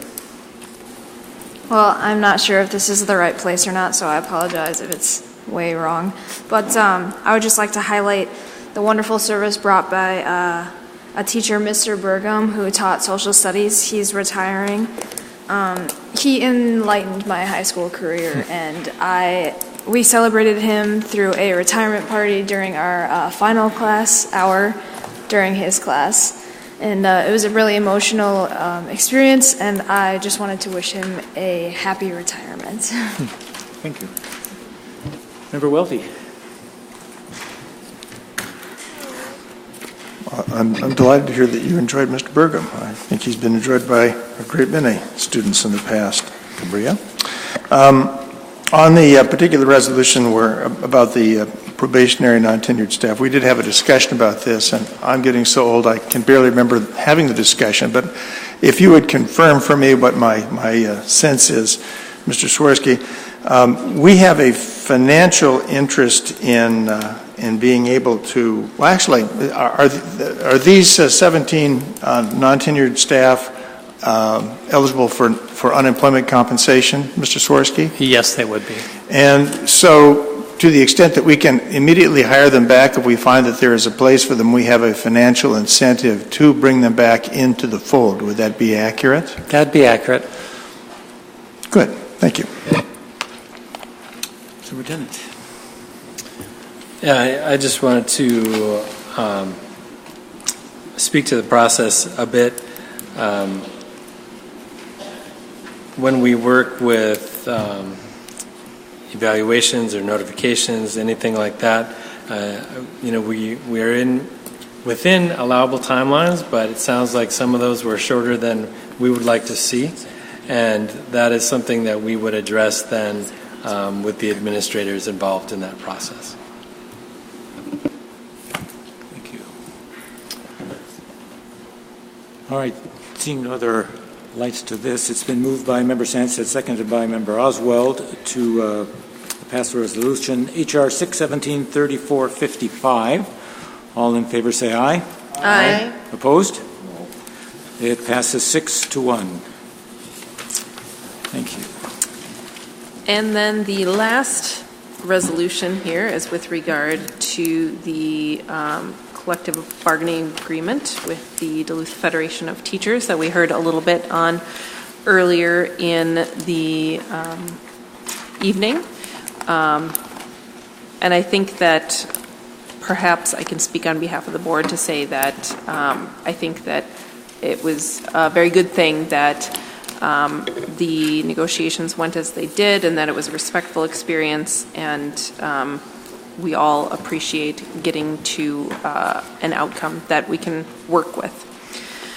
So I move Resolution HR 617-3459, which states, resolved by the School Board of Independent School District Number 709, St. Louis County, Minnesota, that the collective bargaining agreements between Independent School District Number 709 and the Duluth Federation of Teachers, Local 692, AFT, a summary of which is in, or summaries of which are in the hands of all school board members, be approved and adopted for the periods of July 1, 2017 to June 30th, 2019, and July 1, 2019 to June 30th, 2021 inclusive, and that the chairperson and clerk of the school board be hereby authorized to execute said agreement on behalf, or said agreements on behalf of the school district. Again, I move Resolution HR 617-3459. Second. Moved by Member Sansett, seconded by Member Harla. Is there any discussion? Member Welty. Thank you, Chair Kirby. With some reservations by the board members, I had a chance to participate in the negotiations, and I can attest that they were cordial negotiations, as brief as they were, and respectful, which I think is called for when management meets staff for these kinds of negotiations. It had been my intention to vote for the contract. I certainly helped set the parameters, and these meet the parameters, although they were bumped up. But I think it's important to make a couple of points that we as a community just need to understand. And I'm going to begin with a statement that was read to us the very first meeting, and I was very heartened by. It's the statement that Ms. Teacher Akbar talked about, reaching the whole child, a student-centered advocacy that our teachers wish to have. And this is what they read to us, ISD 709, and this is from the teachers to the management negotiators. ISD 709 notes that we as a system value providing the right tools and curriculum to maximize each child's potential, which is key to helping students be independent, lifelong learners, and that we value creating safe, welcoming environments where the uniqueness of each person is honored, respected, and valued, recognizing that we all come from many different circumstances and cultures. As indicated in our membership surveys and one-on-one conversations, we as a federation agree that educating the whole child requires a balance of academic and social emotional growth for each student.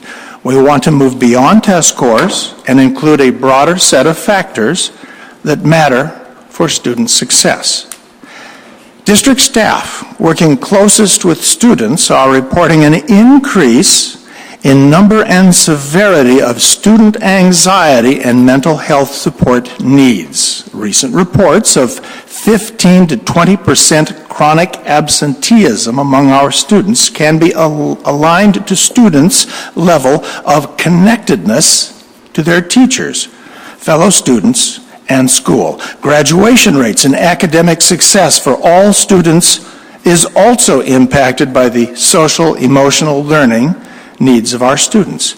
In order to increase each student's ability to self-regulate emotional needs, we are asking for a systemic implementation of social, emotional learning benchmarks that will be reviewed and revised to meet the needs established for our district by labor management groups. As our district has worked toward alignment of academic standards, many teachers have found it difficult to find time for balancing the social, emotional teaching and learning time with the expectations of the academic curriculum and district testing requirements.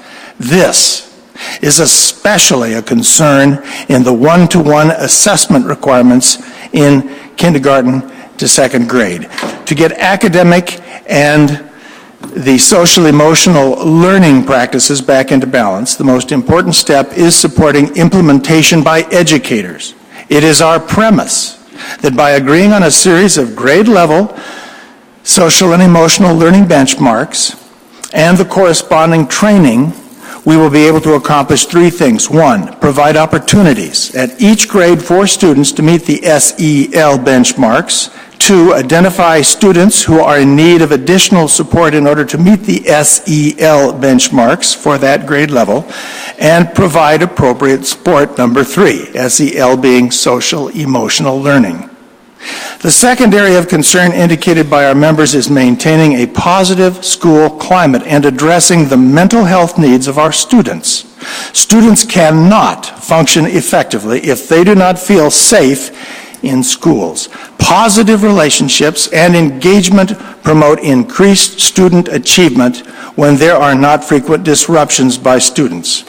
We jointly recognize the need to work towards safe schools that are free from weapons, drugs, bullying, violence, prejudice, discrimination, and disruption. To that end, the district and the Federation are committed to promoting practices that support positive relationships and strengthen school climate to minimize interruptions in student learning.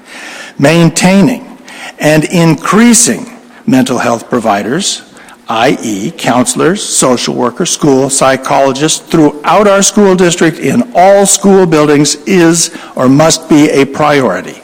Educating the whole child requires the presence of a variety of skilled, licensed professionals. Our membership sees the value of addressing the mental health needs of our students, addressing social, emotional learning strategies, and continuing to address school environment through the continued labor management process.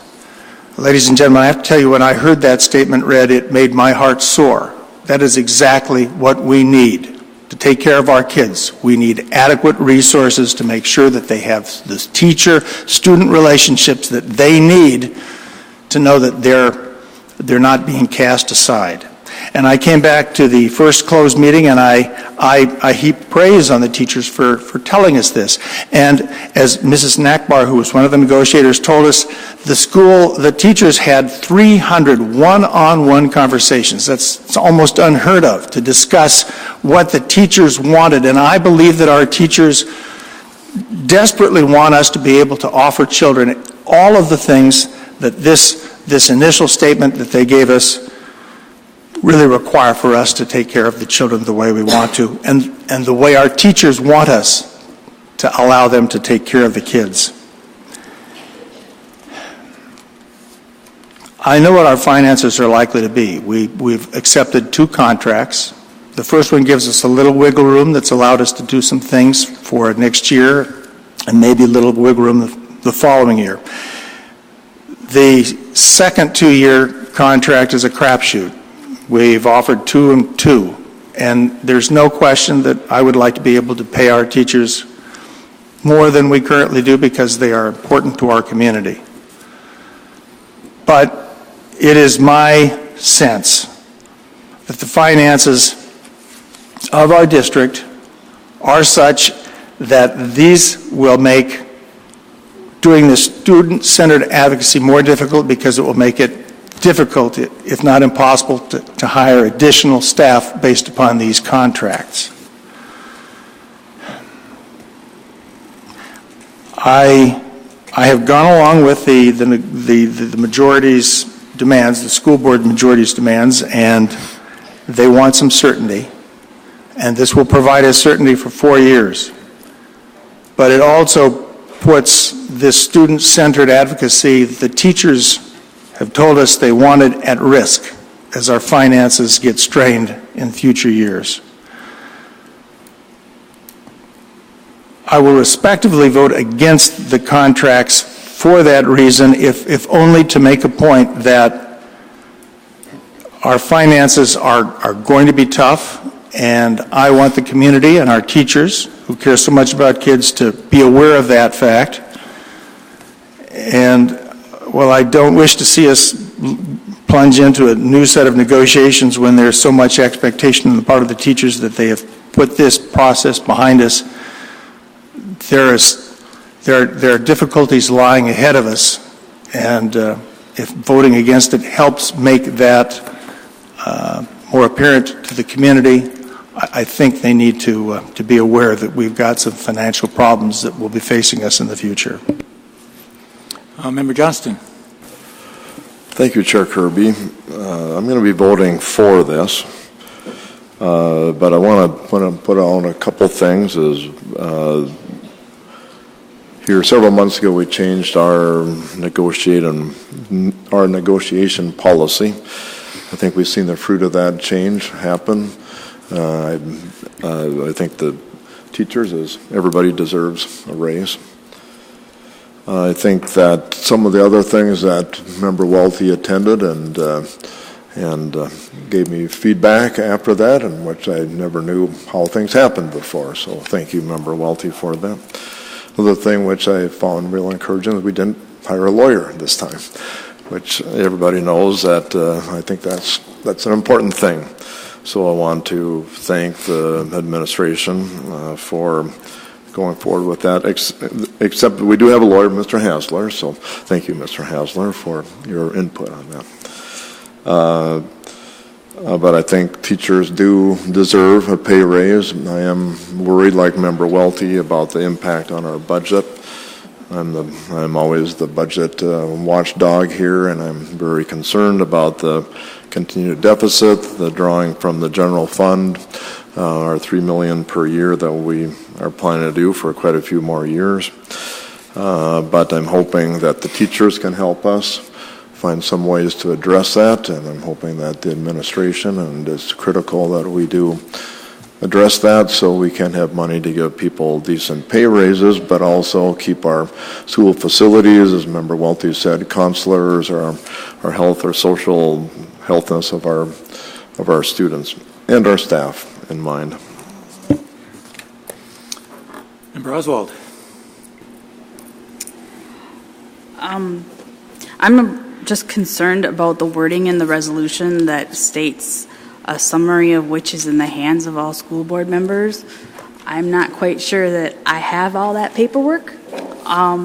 What I have here is cost outs of wages and cost outs of benefits, but I don't have any of the language changes or anything else. And I don't have them in my hands, as the resolution states. And so I don't know if that's a stickler, but is that just generic words in there that I don't need to pay attention to? Or am I missing other things?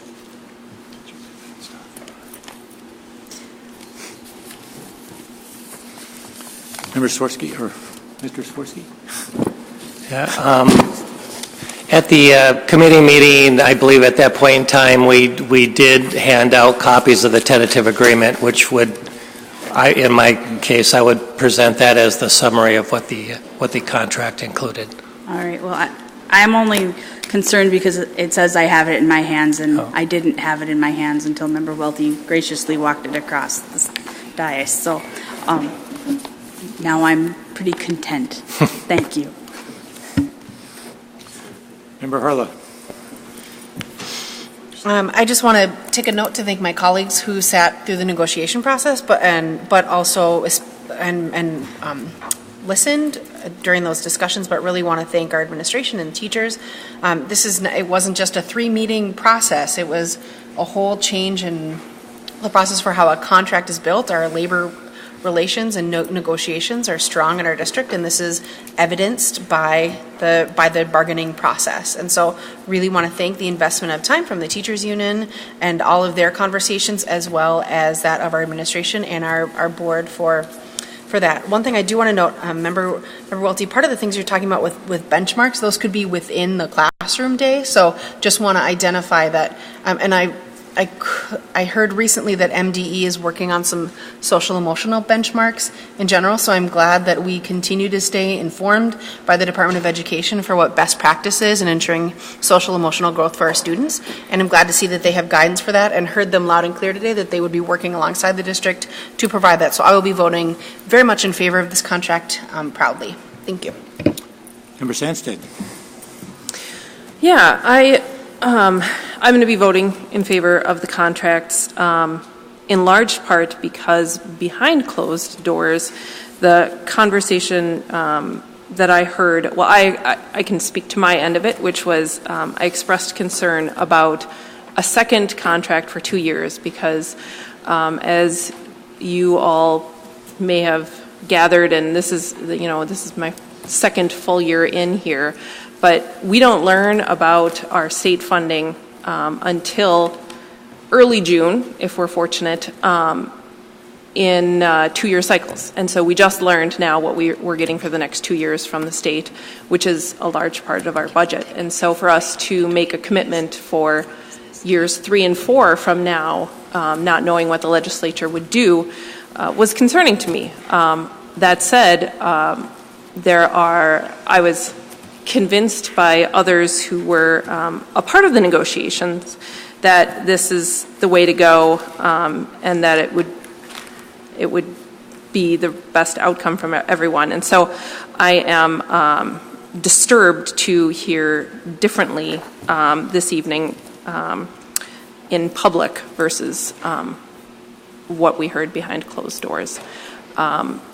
So I'm supporting this because I understand that it is, we had to engage in a 4-year discussion in order to move forward, and I am so grateful as a parent to have the wonderful teachers that we do in the district, and I think that they deserve everything and more. But it's also our responsibility as a board to oversee the finances of the district, and so I think that this is a good outcome. I just want to make sure that what we say as a board is consistent behind closed doors and here in public. Member Johnston.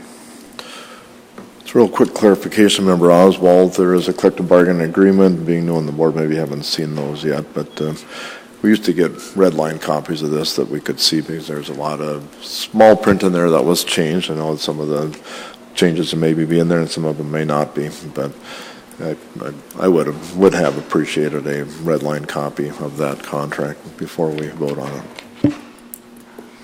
Member Oswald? Thank you for those comments, Member Johnston. And I would hope that next time around that we actually have a summary included in our books. That's where I get my information. So now that I've had a chance to reflect, I just wanted to speak to the contracts itself. I'm going to vote in support of this, mainly because the teachers were willing to give, and we were willing to give, and we both didn't get exactly what we wanted, and that's how I believe negotiations should work. We both put things aside to make each other happy, and although I'm very comfortable with our first 2-year contract, the second 2-year contract makes me nervous. I'm not a highly gambling person, but we're placing a bet on the future, and I can only hope that it materializes, and I hope we as a board work together to make sure that we can fulfill our obligations and the teachers back us up on that work. Member Leffler-Kemp. Well, I will be supporting this contract. I just wanted to make a couple statements. One is, Member Welty, I appreciate you reading that statement. I've been on other negotiating teams, and it's pretty common for a negotiating team to come forth with kind of a statement of purpose, if you will, for how they're approaching negotiations. And as has been said, we have staff, particular our teaching staff in the district, who have great insights into our students, not just in their academic learning, but because of those relationships that they've developed with students and families. And so some of the items that they mentioned did not surprise me when I heard, because I know our teaching staff across the district is focused on what not only can they do to teach our kids, but also to make sure our kids are successful in life. And so I appreciated you reading that, but again, it's really a common practice in negotiations. I also just wanted to mention that I serve on the Quality Steering Committee, which is our labor management committee, so I'm the school board liaison. And every month, teachers and principals and administrators get together to address a number of issues, including, again, some of those issues that were highlighted in the reading that Member Welty did. And I see our teachers monthly in this committee, working with our district staff, giving us ideas, giving us feedback, asking for different kinds of training. And that's been another part of our having successful negotiations is a quality steering committee and the commitment that administrators and our staff have. The last comment I just want to make is I do support the two-year contract, and I believe that we're seeing that more across the state, that contracts are being done that way. From the district perspective, what it allows us to do is it allows us to do good planning as well. And while we do have some unknowns with the state budget, that allows for us to plan as well. And so I'm glad that we are moving ahead with that for our future planning processes as a district as well. And I, again, also appreciated the give and take that did happen with our teachers as well as with us as an administration. I also appreciated the many conversations we did have behind closed doors to discuss as a board what we felt were the best parameters to work with. So just again, I want to say I will be supporting the teacher contract, and I thank, and we have some teachers in the back there, I thank each of them for the work that they do every day, not just during the school year, but throughout the year for our children and our families in this district. Thank you. Thank you. Seeing no other lights, it's been moved by Member Sandstead and seconded by Member Harlett to pass Resolution H.R. 617-3459. All in favor say aye. Aye. Opposed? No. This passes 6-1. I think that is it. I suppose we can pass the human resources. It hasn't been moved or seconded yet, the full thing. Oh, she didn't do that? No. Can I have a motion to accept the whole Human Resources Committee report then? So moved by Member Welty. She had her light on. Oh. I'll second it. Seconded by Member Sandstead. Any discussion? None.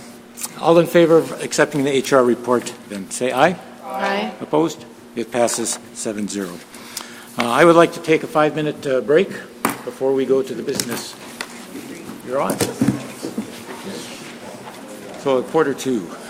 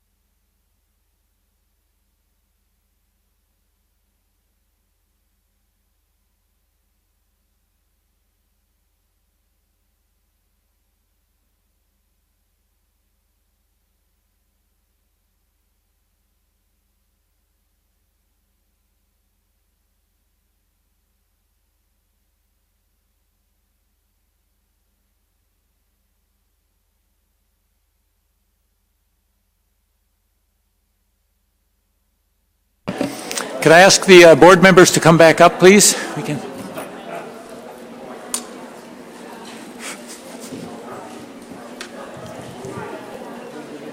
Hey, Bill. Bill.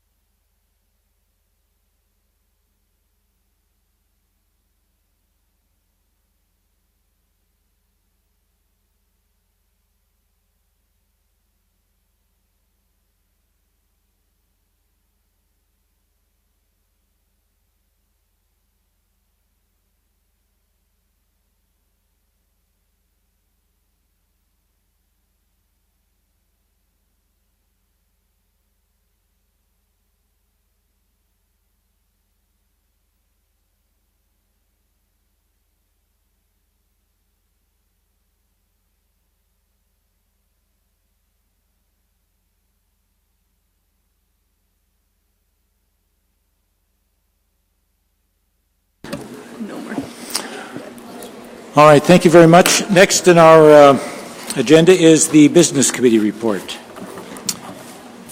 And Member Harla.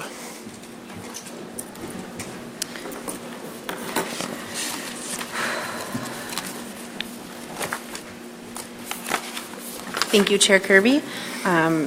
There's a lot to sum up in a brief report on a 4.5-hour meeting. So I know that some will try to rehash, but there was a lot on tape, and just know that the video is available on the website from that 4.5-hour meeting. So just, I think, really important for everyone to know that it was a long one, but also had some very robust discussion, and glad that we made it through the end in a civil and we worked together really well at the meeting. So, all right, to begin with the financial reports, moving forward with 1A through G, there were no things out of line. Number 2 was the District 2A is with our bids for the district-wide rubber mulch replacement. The bid was advertised according to the statute for the school board policy. 3 bids were received. One thing I do want to note was that the contractor and David Spooner worked really closely with the parent group, who provided a lot of names, and so thank you to parent group for providing names. Even some of the folks that had come forward as potential bidders actually ended up backing out right prior to the process. So worked as hard as they could to make sure that they got the lowest bid possible, seeing that it came up against this year or this season. And there was an update, I guess, there was an update overall to what will be done, and so it is recommended that the Duluth School Board approve entering into agreement with A+ Landscaping, LLC, as listed on the recommendation letter based on their low responsible base bid of $1,016,264 plus an alternate one for the sum of $25,000 for a total of $1,041,246 as provided in response to bid number 1258, district-wide playground rubber mulch replacement. Included is the recommendation is the chair authorized the contract signed reflecting the terms for this agreement. So what that looks like is that instead of having to remove all of the playground equipment, instead the rubber mulch chips will be removed. There will be a poured in place rubber around the base of the fall protection areas with wood mulch put on top of them. The only time that so it's a compromise in working with our community. So appreciate our staff that had been working there, appreciate the parent groups that have been really involved doing fundraising, working alongside different staff and board members that have been involved in that. And so we will be voting on this and had a discussion with regard to this within our board. That funding will come from our long-term facilities maintenance funding, not from our general fund. So to be very clear, that is funding that goes directly to our buildings and to maintenance of our buildings, not from the general fund within classrooms. So just want to be very clear on that. Thank you to all, again, thank you to all who have been involved with that. There were no RFPs or quotes. Additionally, policies and regulations, none. Contracts, change orders, and leases, no contract, no placeholders for change orders, and no changes from there, Mr. Spooner? Okay, thank you. I know it's the beginning of a lot of construction season. I even see as we walked in, there's a bit happening outside of Hawks, but appreciate your due diligence as you work through those pieces. The next piece is the lease with the South St. Louis County Soil and Water District. It's a 5-year lease rental contract for space on the 3rd floor of Hawks Historical Central High School, the building we're in now. They utilize one portion of our building, and rent for FY 2017-2018 will be $17,239 and will increase 1.9% each year. For each subsequent year over the contract. 1.9 is the average CPI for the past 5 years. So they have been good tenants of ours. There is a contract. There's contract language in there. Should something happen at the building, or we need to utilize the space, or they need to vacate, there is a place for us to be able to end that contract. But they've been a good tenant thus far and good to work with. So glad that we can make sure that we have the shared use of space in our building with the South St. Louis County Soil and Water District. So it is recommended that the Duluth School Board approve that lease. Next, I will move on to the acceptance of donations on page 52.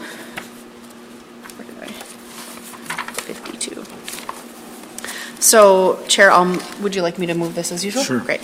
Whereas Minnesota Statute 465.03 requires a school district to accept donations by resolution expressed in the terms prescribed by the donor in full, and whereas acceptance of the donations in accordance with the donor's terms is in the best interest of the Duluth Public Schools, now therefore be it resolved that the Duluth Public Schools does accept the below described donations from said organizations in accordance with the terms set forth herein. Be it further resolved that the Duluth Public Schools wishes to extend its grateful appreciation to these various organizations. And so you'll see there are pieces for technology, a stand to hold chair swing, a spring play, key club, speech, activities, FFA, Sterling Strings, PBIS intervention, FIED, walking club, math, bus passes for families, choir, garden club for students, all in the total of donations of $18,333.41. And so I move resolution B-6-17-3460. It's been moved by Member Harless, seconded by Member Leffler Kemp to pass this resolution. Any discussion? Member Granteth. Member Superintendent Granteth. I did want to point out a couple of things on here. First, thank you, Member Johnston, for your donation to the district. And I also want to point out that there's an opportunity for people to take advantage of to help students. You may notice that there are 2 vehicles that were donated to the automotive program, which is housed at Denfeld, but both East and Denfeld kids use. And so remember, if you're trying to get rid of a somewhat working vehicle that our kids can fix up and sell and get some money for the program, this is a great way to do it, and you can write it off. Commercial over. Thank you. Any other discussion? Seeing none, all in favor of accepting this resolution? Who seconded it? Okay, sorry. All in favor of passing resolution, when it is, B-6-17-3460, say aye. Aye. Opposed? It passes 7-0. All right. So I find it interesting that our almost 6 months of discussions now about the budget and fiscal year 2018 boils down into one sentence, because there have been so many meetings with regard to our budget.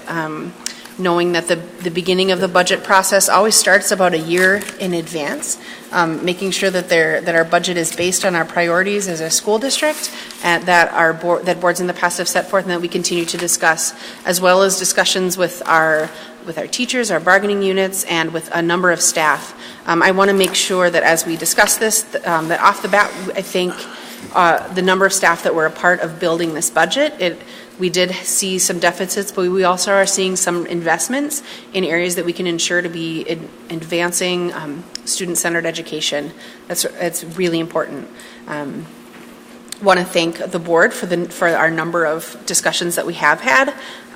Was it 3 or 4 committees of the whole, or 2 committees of the whole, and a number of board meetings, a number of business committee meetings. So again, not something that happened quickly. Sometimes it's easy for people to say toward the end, oh, we didn't really discuss this. We did have a number of opportunities to respond and provide feedback, questions. At the end of every time There were additional meetings that were available, and we went around the room on the record in those recorded meetings asking if folks had more questions or wanted more brought up, and we didn't. So just letting folks know that the board has been involved with this process. So be it resolved that by the Duluth School Board of School District 709, St. Louis County, State of Minnesota, that the fiscal year 2018 budget as presented by the Duluth School Board be adopted.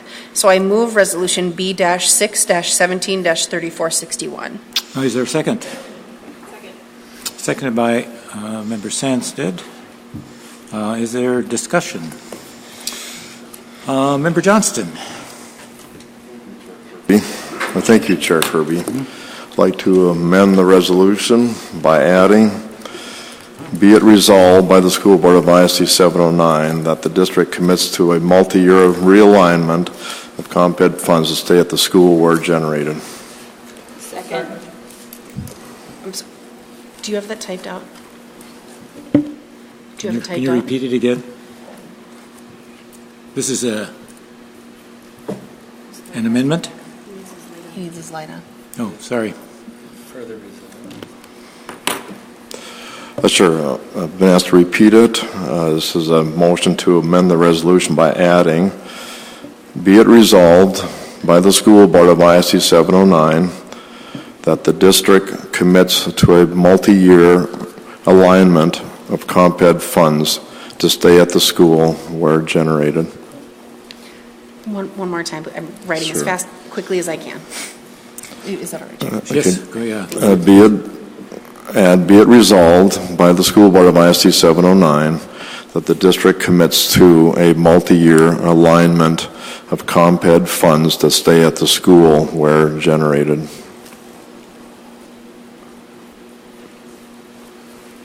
Committed to an alignment. Be it further resolved, since there's already a resolved? Yeah. Mm-hmm. Okay, so be it further resolved by the School Board of Independent School District 709 that the district commits to a multi-year, can you read? Sure. Thank you. Alignment of ComEd funds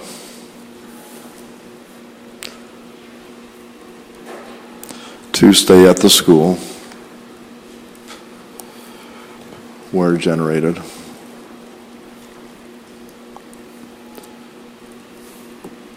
Chair, may I please read it back to him so I have it correct? Yeah, please do. Thank you. Be it further resolved by the School Board of Independent School District 709 that the district commits to a multi-year alignment of ComEd funds to stay at the school where generated. Correct? Okay. Thank you. Just want to. Do you have that, Jackie? Okay. Thank you. That was made by Johnston and seconded by Oswald. Okay. All right. Is there any discussion on this amendment? Member Oswald. Nope, I was talking to the budget. So. You're talking. Not on the amendment. Okay. Member Welty.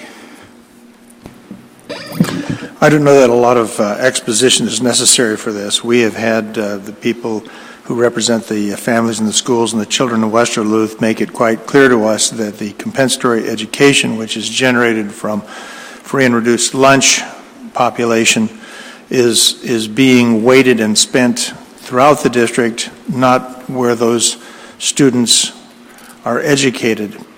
I understand that making a dramatic, complete change in a single year might be traumatic, and that we need to make a change.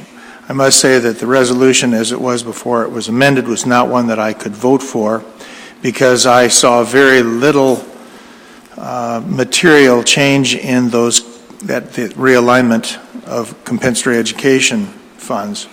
Even now, I know that the current budget as it is planned really doesn't address that for the coming year. But to the extent that this might become a working model for the school board to make sure that we strive ever harder to spend those monies where the free and reduced population is, I would support this as it has been amended. Member Sandstead. Yeah, I'm going to support the amendment. I think that this has been a major issue of focus for the equity group, I think we also need to focus beyond getting money in the right place, how we're spending the money and making sure that we're spending the money well to ensure our kids are making it to school healthy and being fed and being taken care of, and ensuring that they're able to learn and be successful and ultimately able to graduate. And so I want us to spend some time focusing on that, on getting to the outcomes and how we're going to make the changes necessary to see those outcomes improve. Member Oswald? Thank you. I changed my mind. I have something to say. I'm going to support this amendment with the full spirit, and I'm just putting it out there that I do not expect to see compensatory education money remain at the schools, but yet other funds removed to be moved elsewhere so that it's just a swap. I think the spirit of this amendment is to make sure that the money stays where it's generated in addition to the monies that they already receive. So I'm just hoping that the rest of the board will help me in making sure that the budgets for the schools remain as relatively stable, and this is looked as an addition to, not an exchange of funds. Member Welty? Yeah, I share Member Oswald's concerns about swapping one fund for another fund. I'm hoping that would not be contemplated. But I will add one other item. This, as it stands, does not contemplate any major changes in the budget, but a budget does alter through the course of the year, and I would welcome suggestions from our administration as to how we could begin making some transfers through the course of the coming year to meet the spirit of this amendment, so that we don't have to wait a full calendar year to begin making real changes in terms of the spending of the compensatory education dollars. Member Harlow.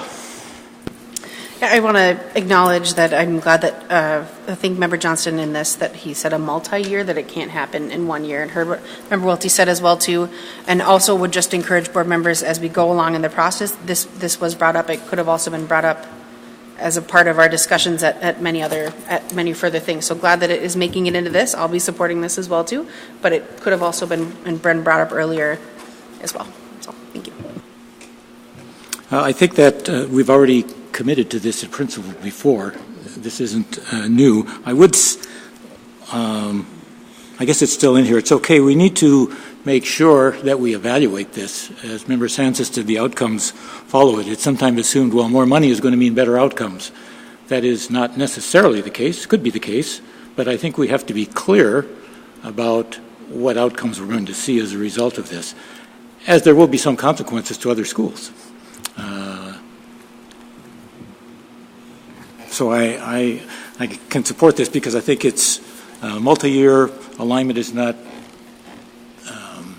defined specifically, so it gives us room to discuss this further and deal with it. Is there any other discussion on this amendment? Seeing none, all in favor of this amendment then say aye. Aye. Opposed? Then it passes 7-0. Now, is there any other discussion on the budget as a whole? Member Oswald.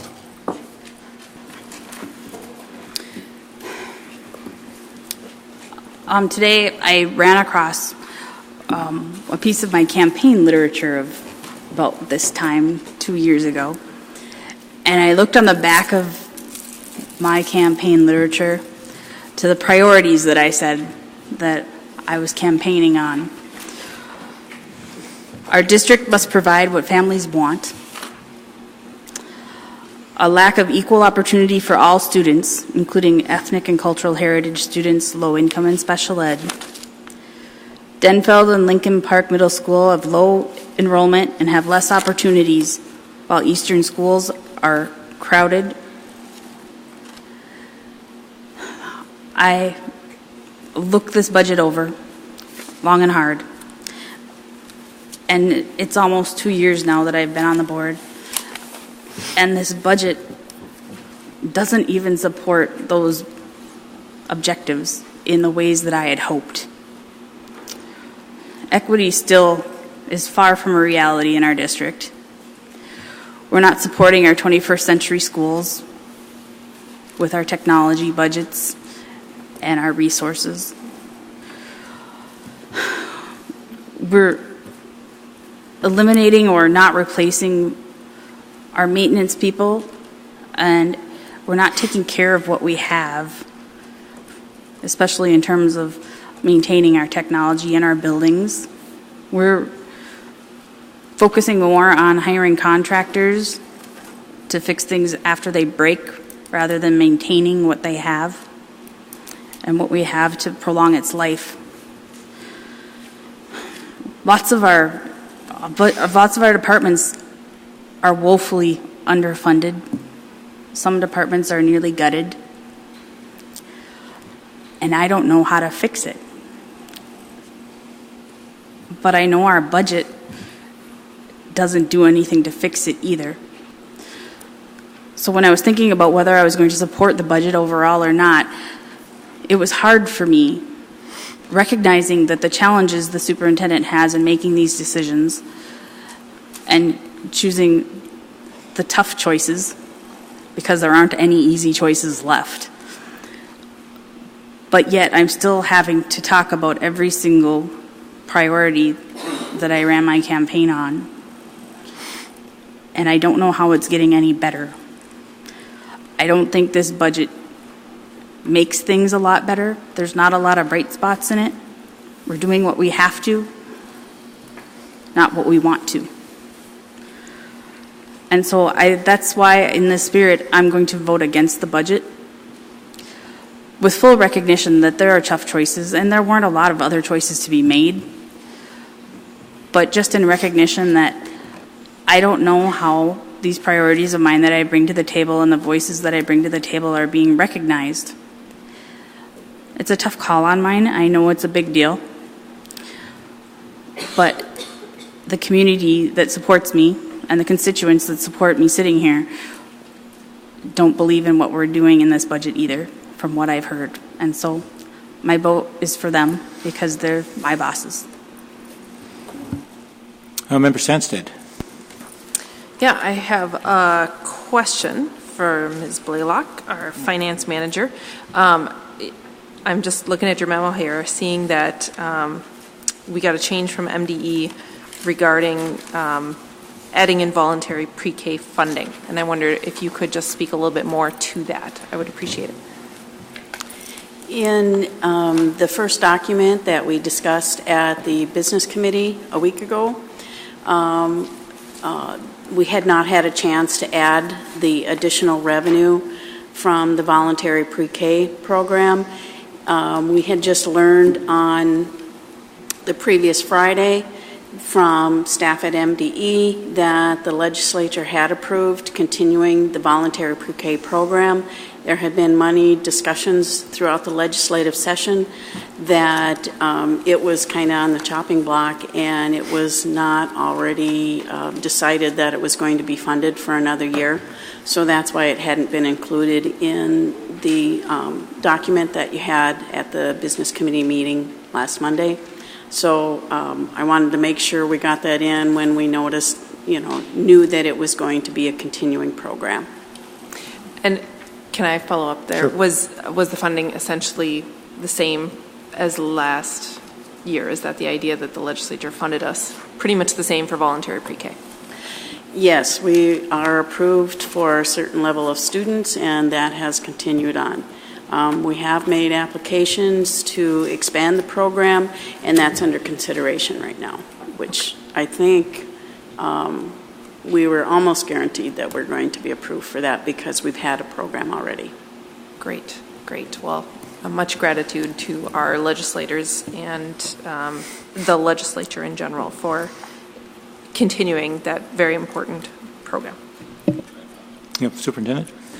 I just wanted to add that there was also another stream of funding called School Readiness Plus, and there were some benefits to that, but that is only approved for a one-time shot, so it would be better to stay with our VPK than to transition to the other program, even though it's a little bit more flexible, because that has an unsure future. So we're trying to go with the most stable funding they're providing.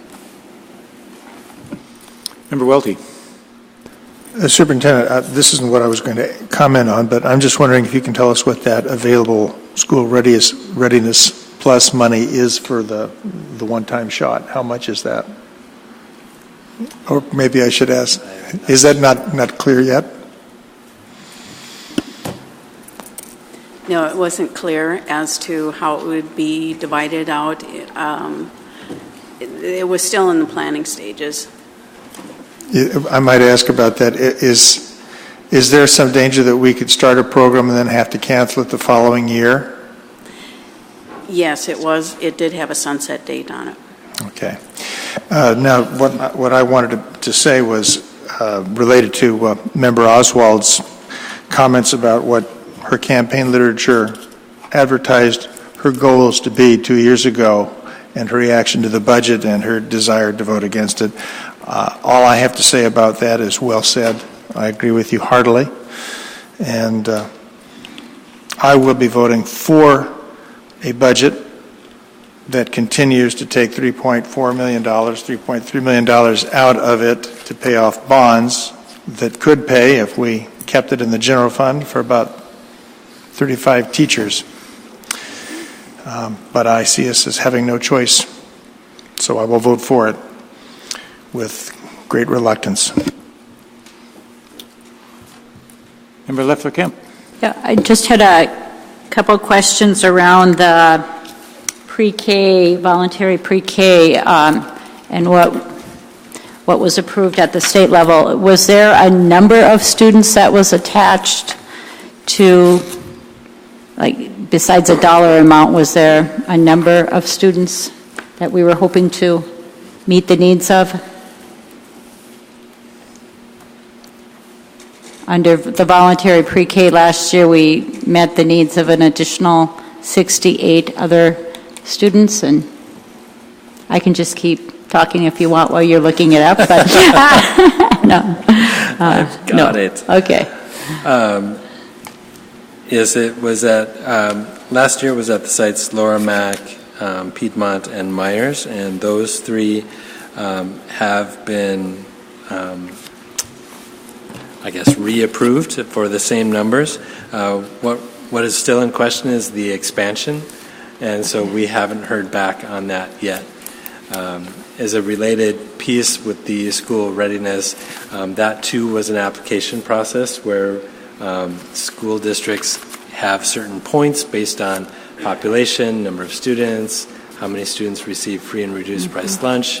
If you're partnering with other organizations, all of these things bring points to a district that move you up the list of priority. So with the VPK, we've already been accepted because we are an early adopter, so we don't have to go through that process again.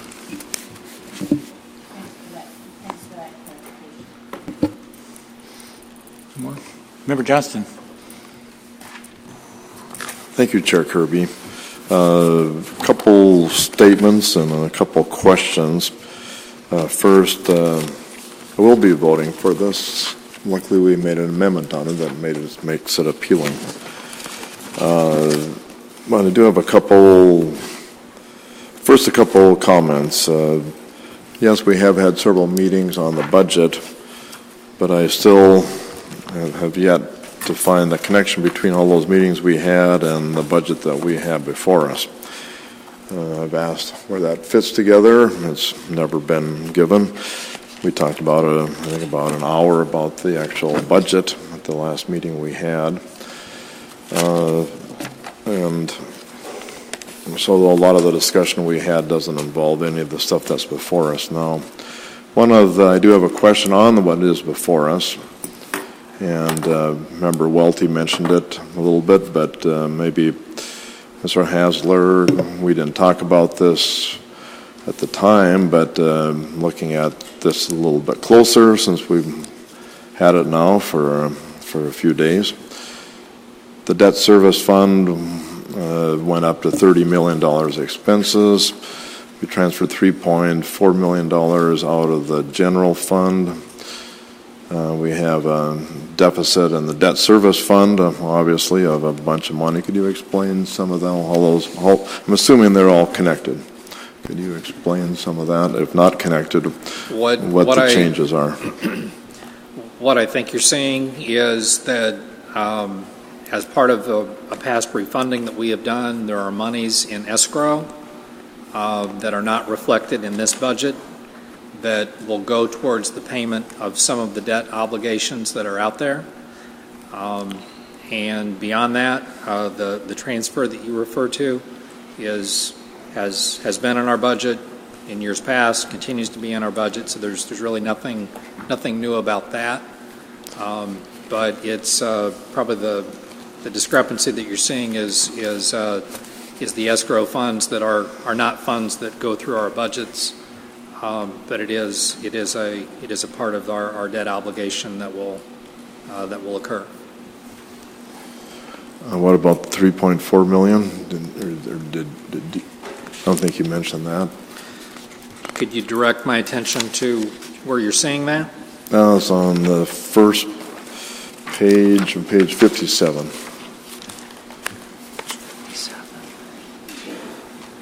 Page 2 of the budget. The $3.3 million? Yeah. Yes, that is the transfer of monies within our general fund, unrestricted account into our capital fund for the payment of 3 certificate of participation issues. The numbers might have changed a little bit, but those are substantially the same transfers that have occurred in prior budgets. Okay, thank you. Superintendent? Right. Thank you. I'm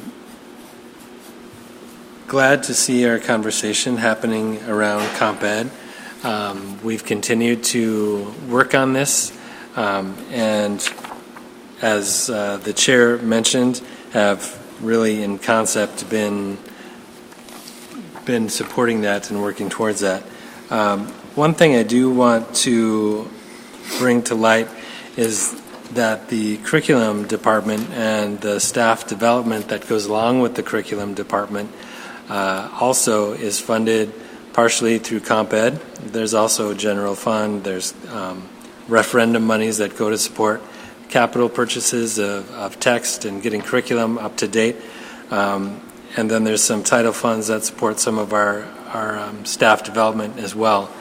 But I did want to bring to light that Comp Ed does fund a portion of our curriculum department, and so I don't know if we. Dr. Carey's over there saying no, all of it. But I wanted to be clear about the staff development pieces that come from other sources. So I do want to bring that to light, and hopefully as we develop a plan, a multi-year plan to, I can't remember the wording, multi-year plan to move towards having that at schools where it's generated, we can include some of our curriculum work in that plan. And those would all have to be approved by you down the line anyway. So, but I did want to bring that to light. Member Johnson? Sure, thank you, Chair Kirby. Part of our discussion at the last couple meetings and has been about the principals, and I want to talk about that. Originally, it was part of the budget. It was looked at as a possible budget cutting issue. At the last meeting, we were Well, first of all, the principal moving, that apparently led to moving an idea to move 3 principals from Lakewood, from Holmcroft, from Laura Mack. At later meetings, the next meeting we had on it, the superintendent announced that suddenly Holmcroft and Lakewood were not going to be moved anymore. Only Laura Mack was going to be moved. And the firestorm that the 3 had moving certainly was a firestorm. And now moving the 2 but not the other one has caused another firestorm, or I think an additional firestorm. And we've heard from the people, the parents concerned. Are you relating this to the budget? Yes. Okay. And I think it's really important that we look at the reasons that were given. Was given on the budget originally was to save money, apparently. That apparently went away. And that original budget, in addition to saving money, indicated that we needed, or was appropriate to have the principal from Laura Mack, Mr. Glockley, who is very capable, and wherever he goes, he's going to be a very good principal and help out the school. But the idea was that he was supposed to help out Stoll, and part of key to that plan was to move Principal Molden from Laura Mack from Holmcroft to Laura Mack. When that was changed a week ago, suddenly 2 of the 3 legs of that chair were taken off. A chair with 1 leg doesn't stand up anymore. And any potential benefits that may have incurred by moving Principal Glockley to Stoll have been offset by the firestorm of the people that have came up saying they don't want that. And as a representative from West Duluth, I was very kind of shocked to find out that Holmcroft and Lakewood, they got to keep their principal, but we didn't.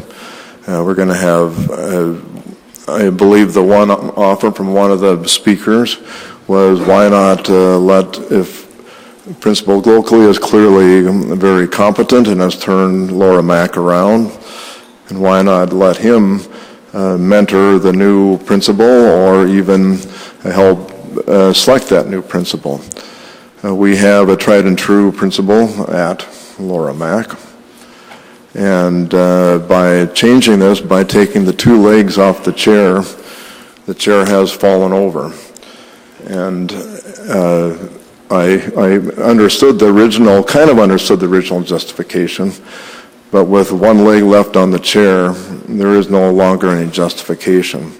And I've talked to the superintendent about this, and I think I find it sad that Holmcroft and Lakewood were listened to, but Laura Mack was not. Laura Mack is one of my schools, and I look at that as a political move by the superintendent to again diminish the Western schools. I also think that one of the people that spoke from Laura Mack, in fact, the president of the PTA several months ago, was also the person that recommended that we not renew the superintendent contract. I think that this is unfortunately that I think that the students and the parents should take more precedent over this than what has happened, or what certainly by all perception appears to have happened here. And I'm certainly disappointed in that. I would have voted against the budget for that reason alone, but we do have some benefit here for West Duluth, so I will be voting for it, but I certainly hope that the superintendent and the assistant superintendent reassess their concern. Lakewood and Holmcroft can get their way, but Laura Mack can't. That's just not right, period. Superintendent, do you want to? I wasn't going to say anything, but think I'm going to.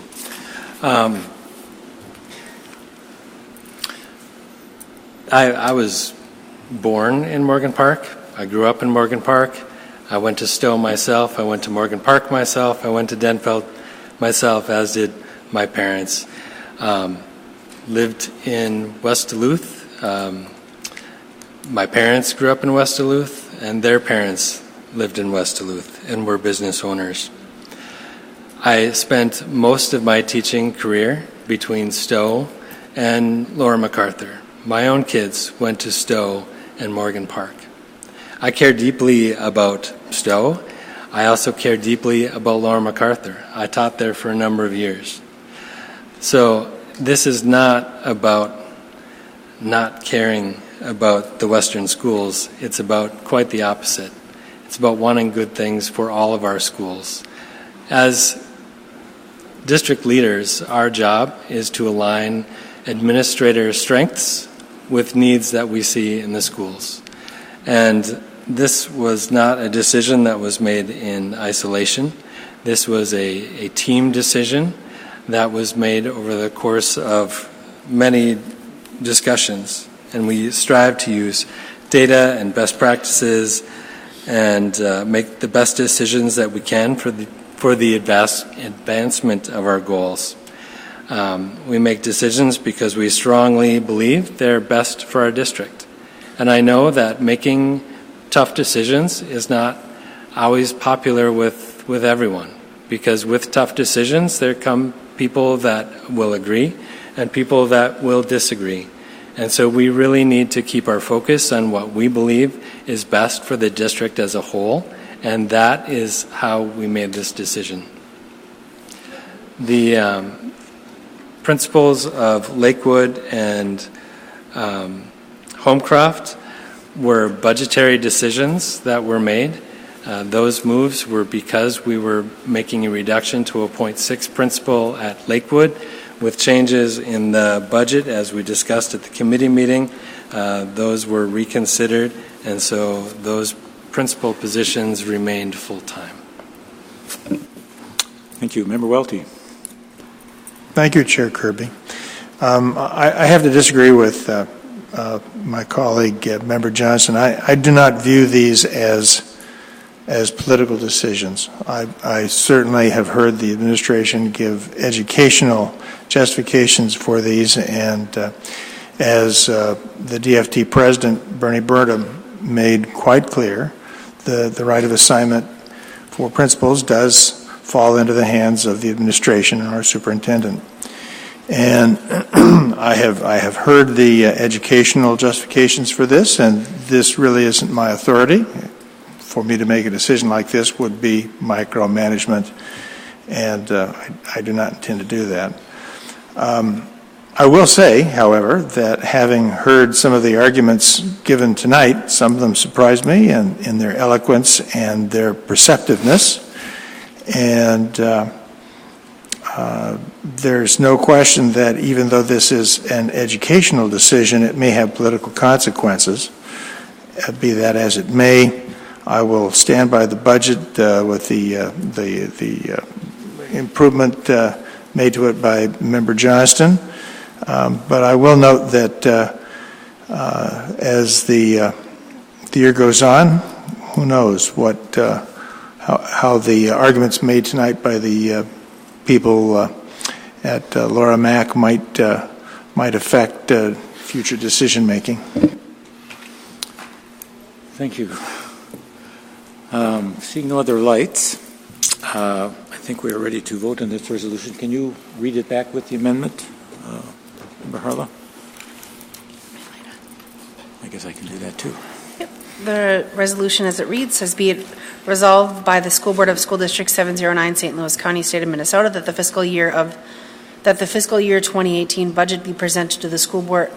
That the fiscal year 2018 budget as presented to the school board be adopted. Be it further resolved by the School Board of ISD 709 that the district commits to a multi-year alignment of comp ed funds to stay at the school where generated. Thank you. That was moved. Moved by you. By me and seconded by Member Sandstad. Second by Sandstad. All right. And so that was Resolution B-6-17-3461. Thank you. Any further discussion? Seeing none, all in favor of this resolution, adoption of the fiscal year 2018 budget, say aye. Aye. Opposed? No. It passes 6-1.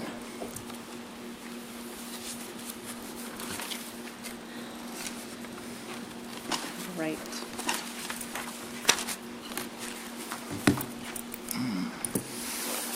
Go ahead. There you go. All right, the next novel resolution written by Member Johnson. I'm going to go ahead and read. So I move Resolution B-6-17-3462. Is there a second? No, I'm just going to, I've You got to read read it it. first? Okay. Resolution reassessment of the debt load for Duluth Public Schools. Whereas the $315 million long-range facilities plan was financed by 8 debt obligation. Actually, I don't feel comfortable moving this. I'd be happy to read it, but I'm not the one. I don't feel comfortable. Member Johnson was the one that actually made the put it forward. So I'd be happy to read it. But if he wants to make the motion, You move to adopt this resolution? I think he wants to. Oh, you want to? Sorry about that. Member Sampson and I have been talking about this before the meeting, and I don't know if she's still willing, but we're going to substitute an amendment, or basically substitute a resolution for my existing resolution. just a point of order, Chair, that we have to move the resolution in order to have discussion on substitution of it. So Okay, I was sure. just asking if you'd be, I'll be happy to read it, but if you would make the motion, Member Johnston, I'd appreciate that. Sure. You just say that you move it, and I'll be happy to read it. Okay, I move resolution B-6-17-3462, which is reassessment of debt load for Duluth Public Schools. Thank you. All right. So And it's seconded by Member Welty. All right. So that resolution reads, whereas the $315 million long-range facilities plan was financed by 8 debt obligations, and whereas one of these debt obligations is a bond and 7 are certificate of participation COP. I just, in order. This is technically a point of order, but I don't think you have to read all of it. I mean, it's a 2-page. It's a 2-page thing. It's a 2-pager. If he just What? moves it, are we, okay. You could read Thank that. God. You could read that, therefore be it resolved. part. Therefore be it resolved. The last 3 paragraphs. Okay, last 3 paragraphs. Now therefore be it resolved that the Duluth School Board form a committee with staff from the administration to investigate and determine alternatives to the current funding scheme to take advantage of low interest rates by refunding the COPs and bond as their authority allows. This committee will report. Sorry, is there a? Sorry, let's see credits. To take advantage of COPs and bond as their authority allows. This committee will report back to the school board by the regular August meeting. Be it further resolved that the Duluth School Board request assistance from the state legislative delegation to explore legislative fixes and research subsidies to eliminate any further general fund transfers. Be it further resolved that the Duluth School Board request legal advice and financial counsel to get second options on legal and financial ramifications to carry out the objectives of this resolution. Thank you. All right, it's been moved and seconded. Now, is there discussion? Member Welty, you had your light out first. Yes, I seconded this happily as I did earlier so we could discuss this. I will say, Member Johnston, that at a recent meeting, our Chief Financial Officer, Mr. Hassler, outlined 3 objections, 2 of which I still recall, to why he thought it was improbable that we would be able to restructure the debt like a person might like to restructure a home mortgage so that we could postpone payments to the long term and be able to have some of that $3.4 million available to spend in the classroom and to hire new teachers and staff like we ought to be. The 2 I recall was one, federal restrictions on the process that he was familiar with, and the other one that I had not considered was that the people who buy these are able to get certain tax advantages which would be lost, making it highly unlikely that they would want to allow us to make changes. I told Mr. Hassler in a private conversation we had that really for the first time in 10 years I thought we were given an explanation that really that I would have hoped that a financial officer could give to us. That said, I am interested in arresting all doubts about whether or not we might be able to restructure this, and so I support this resolution even though I have some newfound doubts about whether we might be able to accomplish what I know you and I hope to accomplish. So having a committee of the best people we can find to sit down and analyze this and report back to us is something that I think the community needs, so that if Mr. Hassler's doubts prove to be true, we can at least come to an acceptance of that. And if the tantalizing opportunities that you have gotten wind of turn out to be true, we can rescue our school district. So I support this wholeheartedly. Member Sandsted. Yeah, as Member Johnston indicated, we had a conversation this evening, and given the discussion we had last week and the concerns about the specificity of his motion as it was written, we came up with an alternative, which I would move to replace in place of Member Johnson's motion as written, which I would be happy to read. Is that a proper motion? Move to replace? Substitute? Yeah. Substitute. Okay, move to substitute. Okay. Whereas certificates of participation, COP, 2009B, 2010D, and 2012B must be paid off out of the general fund without legislative change, and whereas the school board of ISD 709, St. Louis County, Minnesota, wishes to eliminate payment of these COPs to free up funds to invest in classrooms, to eliminate the achievement gap, reduce class size, and invest in early childhood education. Now, therefore, be it resolved that the Board of ISD 709 supports legislation permitting payment of the aforementioned COPs from sources other than the general fund. And be it further resolved that the Board strongly encourages our administration and advisors to seek out alternatives to the present debt repayment structure to conserve district resources.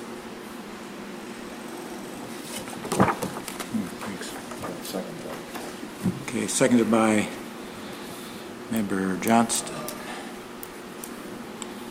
Moved by Sandsted.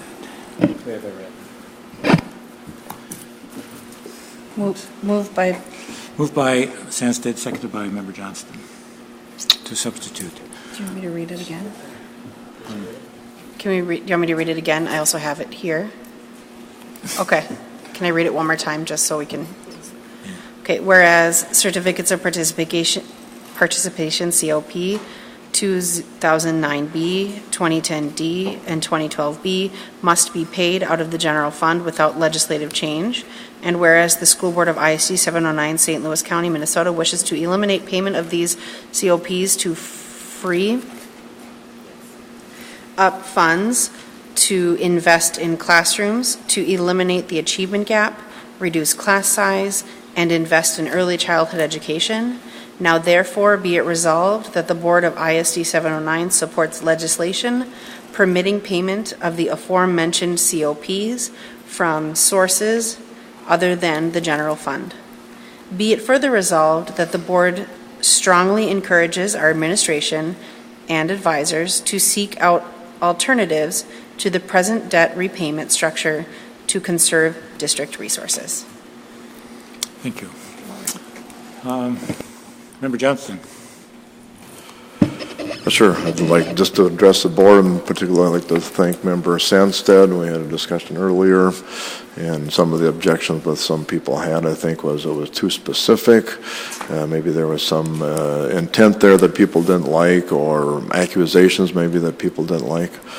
Even though I think they were all true, of course, but nonetheless, it's very important to try to work together with the board, and I think that this is a good compromise. Thank you, Member Sandstead, for putting some of that verbiage together. I think it's certainly something that I can support. The only thing that I would like to make it real clear is that this coming out of the general, stop taking out of the general fund should not. This should allow a lower payment if we can get some help on this. This would not result in it going to the tax rolls. That's my hope, and that is the intent of this all along. But we will leave that to see how that works out. And even though I would like to have more of a committee, more of a second opinions here, I think this is something that I'm hoping that the board can support, where I was worried that the board would not support my previous resolution. Member Sandstead? Yeah, I just wanted to speak to it as well. I hope that this is not too much to spring on to our staff at the moment, but I thought that keeping it general, keeping it a request for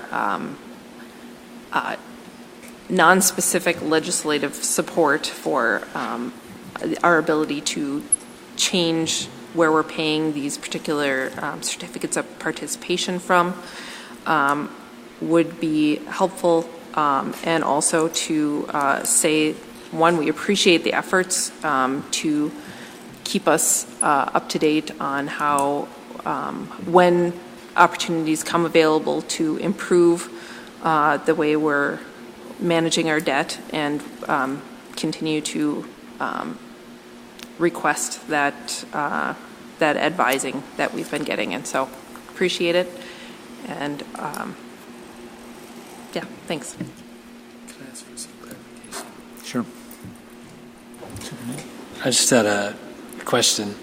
I got a little confused when Member Johnston, I just need some clarification. So it says other than general fund, but then you said not on the tax rolls, but you mean the debt service levy, right? Member Johnson? I was just kind of editorializing where we may go on this, and the resolution doesn't mention that at all.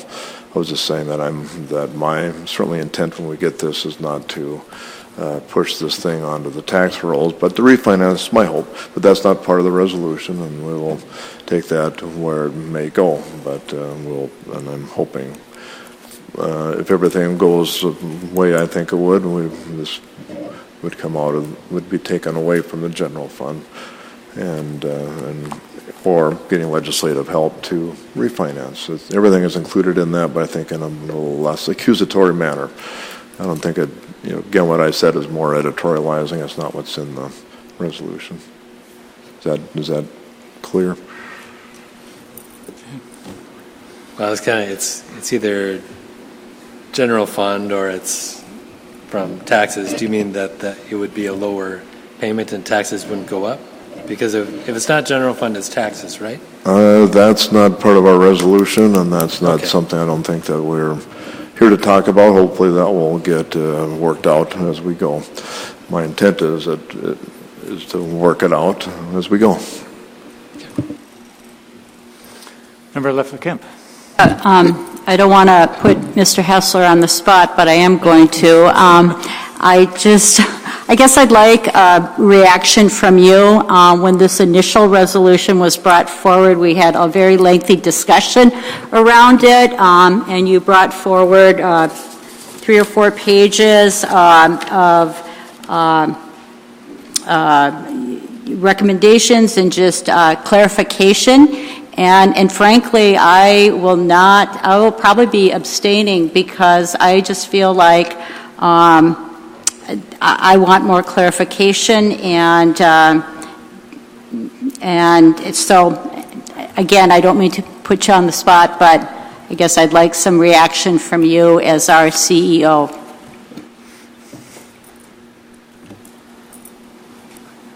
I think I'll serve as CFO instead of the CEO. That's okay.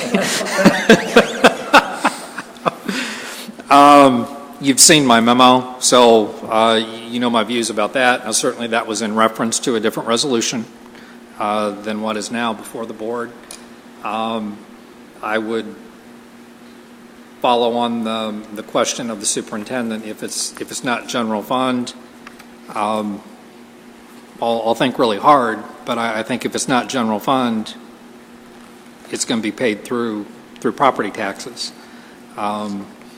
If that's your direction, that's certainly something that I will pursue on your behalf.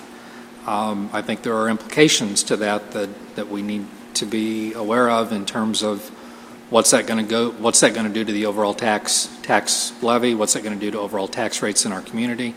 But I'll be happy to develop what those implications are. Member Harlow. Thank you. I appreciate the work of Member Sansa to kind of dial it back from some of the rhetoric. I appreciate that it's not as accusatory. I do want to make sure even requesting money from the legislature is also tax funding. So it'll come from taxes either way unless someone from a major corporation comes in, but oftentimes they're not necessarily investing in people but themselves. So I just want to be clear that I'll support this motion, but I want to make sure that folks do know it doesn't mean that it's going to lower our taxes. It doesn't mean it's not going to come from tax funding. Taxes. This resolution means we're looking for other ways to pay it other than from the general fund. But the ways we're looking to pay it are from different pots of money within taxes. So we want to make sure that we're not going to put this in another way and have to significantly raise income taxes for houses.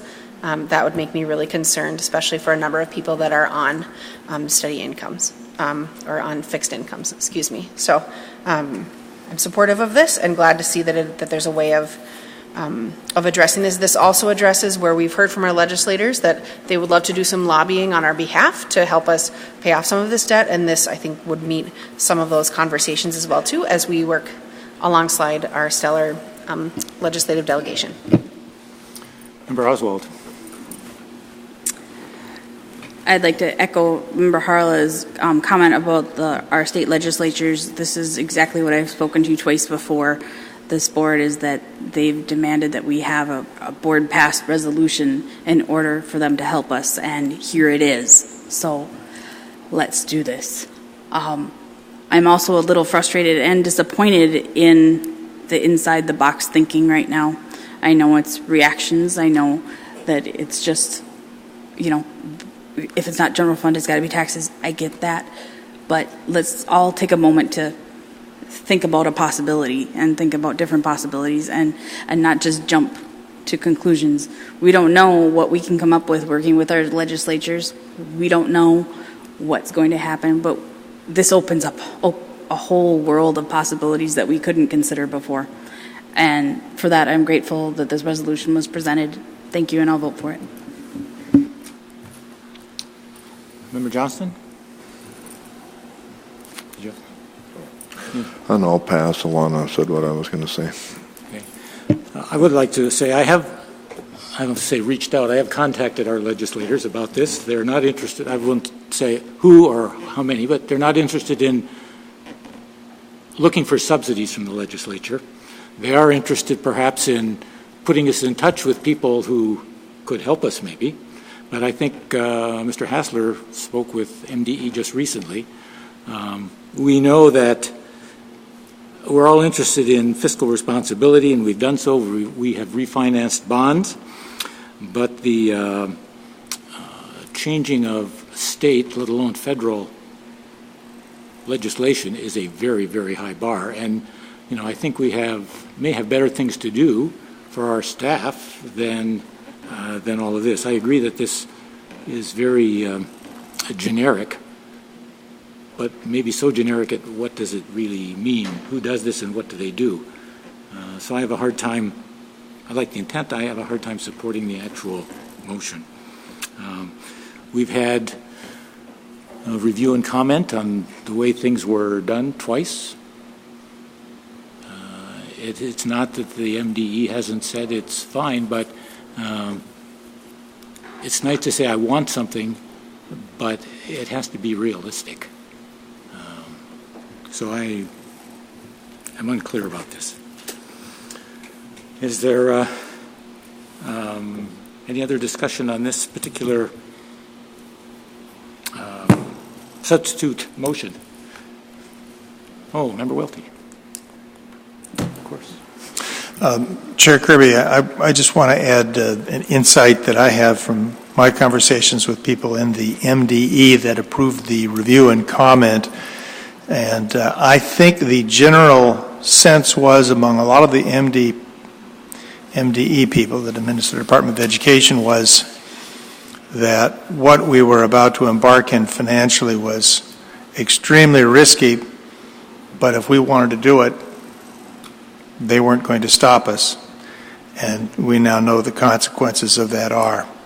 It may very well be that there is no salvation for us, but until we have explored all the avenues to my satisfaction, I think that we owe the public and ourselves the sense of confidence that we have exhausted all alternatives.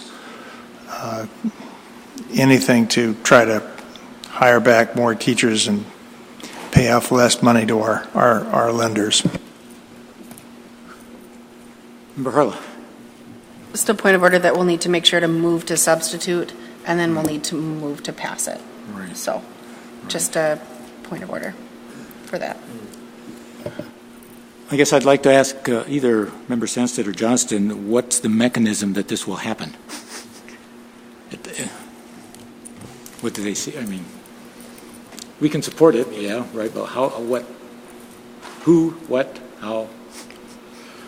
I think that, from my point of view, is that we have to start thinking outside the box, as Member Oswald stated earlier. And we intentionally made this somewhat generic, so we could think outside the box. And I think that's what this amended resolution does, or substituted resolution does. And I think that gives us flexibility to look at all the avenues. And if I knew all the avenues, we wouldn't be here passing a resolution. This is an avenue to, again, talk to our legislators and look and talk at other avenues. That's all it is, Chair Kirby, and I don't really have anything more to say on that. No, I was asking a more mechanical question. Is the superintendent going to do this? Is the CFO going to do it? Is the board chair going to do it? Do we have a meeting? How do you envisage doing this? Because we can pass it. It's great, but anyway. I think what's in the resolution is in the resolution. Just says we support it. It's been clear on what he wants. Okay. Member Sandsted. I'm sorry. Yeah, the discussion I had with Member Johnston earlier was, how do we make this either specific enough or generic enough?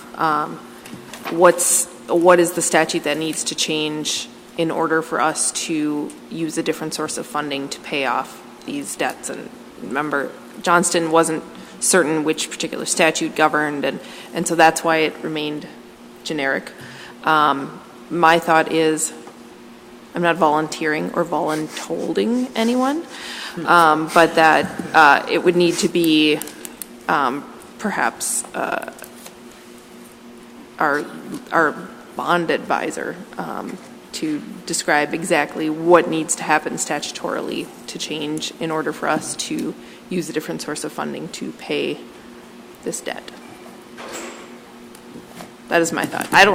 If anybody in the room has this experience to do that, that'd be great, but I'm not expecting that any of us do know exactly what we would need to change in the law in order to be able to pay these certificates of participation from another source. Member Welty. My observation would be this, that Member Johnson has bird dogged this really from his origins as a member of the school board, and we have a CFO, Mr. Hassler, who I know I trust, and I rather like the fact that there is some vagueness in the resolution as we currently have it, and I am hoping that CFO Hassler and Member Johnston and anyone else who would like to take a part can sit down and think through how we best investigate our options, if there are any options.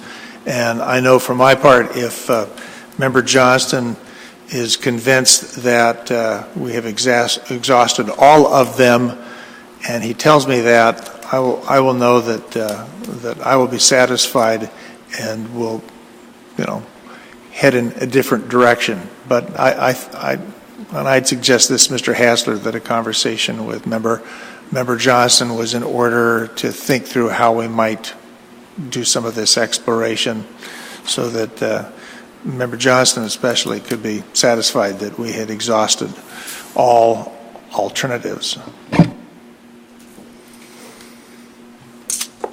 Any other discussion? All right, then, let's see.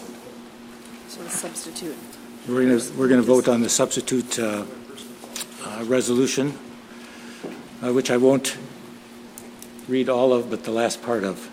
Now, therefore, be it resolved that the Board of ISD 709 supports legislation permitting payment of the aforementioned COPs from sources other than the general fund. Be it further resolved that the Board strongly encourages our administration and advisors to seek out alternatives to the present debt repayment structure to conserve district resources. It was moved, the substitution was moved by Sandstead, seconded by Johnston. Is there any further questions? All right, all in favor of that resolution say aye. Aye. Substitution. This is the substitution amendment, correct. There's substitution resolution. So can I have that again? Say aye. Aye. Opposed? I will say no. And one abstention. So it passes. As a substitution. As a substitution. The substitution amendment, the substitution resolution passes.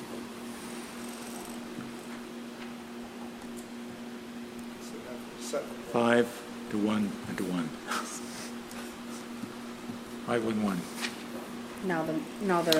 Now we have yes, we have Member Johnson's original resolution B6-17-3462. Point of order. Yes. Point of order. Yes. What's your point of order? Point of order. Now that we've substituted it, the actual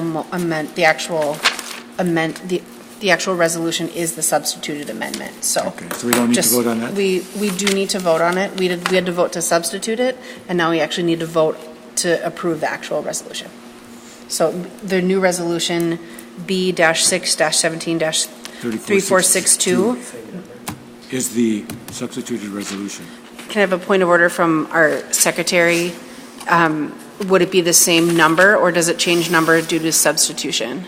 Just for clerical. It's the same number, okay. So resolution B-6-17-3462 is as substituted in our prior vote. So we need to vote as a board on it. Yep. So, all right. Hope there's no further discussion. All right, all in favor of the resolution as substituted, say aye. Aye. Opposed? Nay. And abstention? So 5-1-1. And that passes. Continue with the business. You can continue. Look at my light, please. All right, next we have the Lowell School Forest designation from the graciously long-waiting parents. Thank you. So I move resolution B-6-17-3463. I just want to note that we had two parents come in. They gave a great presentation last week on our school forest. This will be our third designated school forest in our district, and I'm so thankful for the dedication of the parents that have done this, as well as staff and how they're working together with with their school community and the DNR, and just exciting to see parents take leadership in their school community partnering with good school leadership. So resolution support for Lowell Elementary School Forest designation. Whereas the School Board of Independent School District 709 recognizes that a school forest would have a positive impact on students, teachers, parents, and the community, where students would learn a variety of subjects and have a place that enhances an appreciation of natural resources and heightens community pride and involvement. And whereas Lowell Elementary School students, parents, staff, and community members wish to begin the process of establishing the Lowell School Forest as depicted on Exhibit A attached hereto. Now therefore be it resolved that the School Board of Independent School District 709 supports the establishment of the Lowell School Forest, an outdoor classroom comprising of the wooded sections approximately in the following. I'm just going to say block 6, 7, 9, 10, and 11, and they're written on here. I'm not going to read through all the streets. And then be it further resolved that the Board of Independent School District 709 supports enrollment of said school forest in the Minnesota DNR School Forest Program for educational purposes. Second. Moved and seconded. It's been moved and seconded for Resolution B617-3463. Any discussion? Member Sandstead. I am very proud of the Lowell Line parents who have done this, and I am excited for our school forest. So thank you very much for your efforts. Seeing no other lights, all in favor of Resolution B617-3463, say aye. Aye. Opposed? This passes 7-0. Continuing with the Business Committee. Thank you for your patience. All right, so finishing out or rounding out the Business Committee, we made it through Section 5, placeholder sale of property. Next, informational, some expenditure contracts, revenue contracts, no cost contracts. Thank you to Ms. Blaylock for following up. As per usual, each month, whenever we have questions or staff following up on those, so they were clear in our notes, so thank you. The next is a change order signed at the May 16th school board meeting. The board approved a rebidding of the playground mulch replacement due to submitted bids far exceeding the budget. The board also approved a change order for SAS to rebid the project with updated parameters, so attached is the order as informational. And then we have the facilities management and capital status report on page 133, and with a number of projects that are coming up throughout the summer. And then also robust discussion on the transportation route changes update.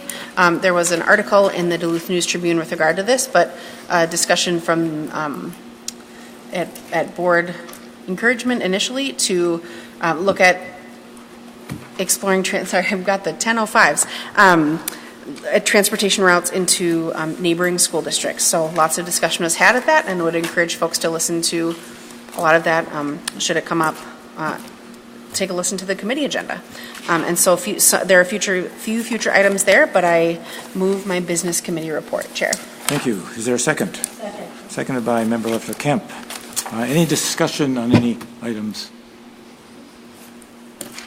Member Johnston. 1F, and I'd like to have a vote on 2A1.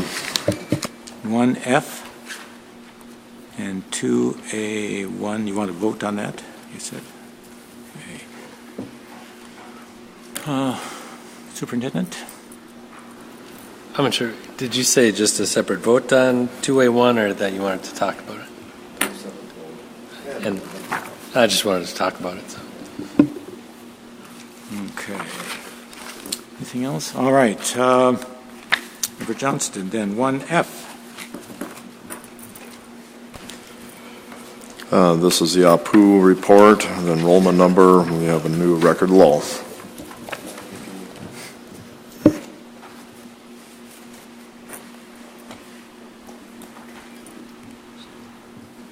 I didn't hear what he said. He said it's a new record low. Oh, okay. 2A1. Do you want to talk about that? Sure.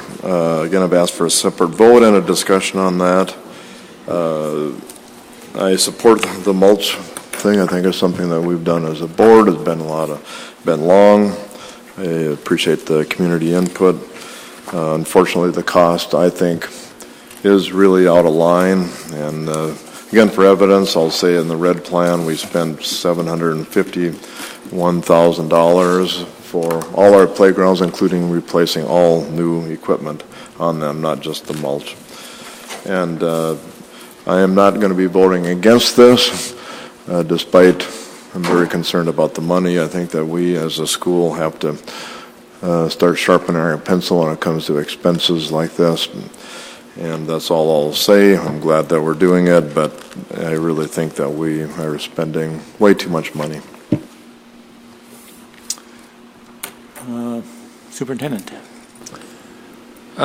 I just really wanted to thank Mr. Spooner for all of the time and attention this project has taken. I know that it has been significant. Also, Mr. Hassler for his work on securing the alternative funding and the work that he's done with that. And also to Luke, I don't think Luke's here anymore, but certainly has put a lot of time and attention into this project, and we appreciate that. And also a huge thank you to the parents that have been involved throughout the process. They have been with us for quite a while working on this, and I also want to say thank you for setting up the events that were fundraising and setting up the account. I want to recognize that there are funds that are coming into this that were raised by parents that will be matched by the Miller Family Memorial Fund, and I think those are still ongoing, and every dollar that's raised gets matched by the fund. So again, thank you for your efforts there. Member Oswald. I just wanted to comment briefly on what a long journey this has been to this vote. I do tend to agree with Member Johnston about the cost, but we did our best to lower it as best we could, and we worked really hard, and our administration worked really hard on it, and we did get it down. And so, because the community can't respond the way we want is tough. We could put it off another year maybe, but no, parents want it now. They've been cleared. 2 years ago, September 2015, we all sat in a library at Lester Park and listened to their chemical analysis of our mulch. And I left that meeting being the only voice, I believe, that said, these parents know that we need to get rid of this, and I need to speak for them and help. And so I'm really proud that we voted unanimously to remove it, and I hope we'll pass it, even if you abstain. Thank you. All right, Member Johnson has asked for a separate vote on that. Do I need a second for that? I don't think so. We can go ahead and vote. All in favor of accepting, was it? 2A1. 2A1, the bid for the district-wide playground rubber mulch replacement. Say aye. Aye. Opposed? Abstain? So it passes 7-0. Was it 7-0? Mm-hmm. All right. Psych. Now, I think that's it. No, the business committee report as a whole. That's right. Was it moved and seconded? Moved by me, seconded by Loeffler. Okay. So the business committee report as a whole has been moved and seconded. Any further discussion on that?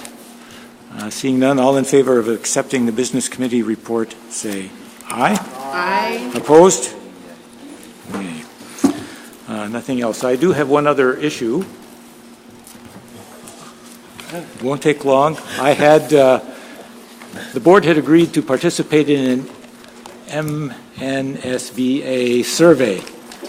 And I called yesterday, and 2 people had participated. I was one of them. I don't know who the other one was. It was me.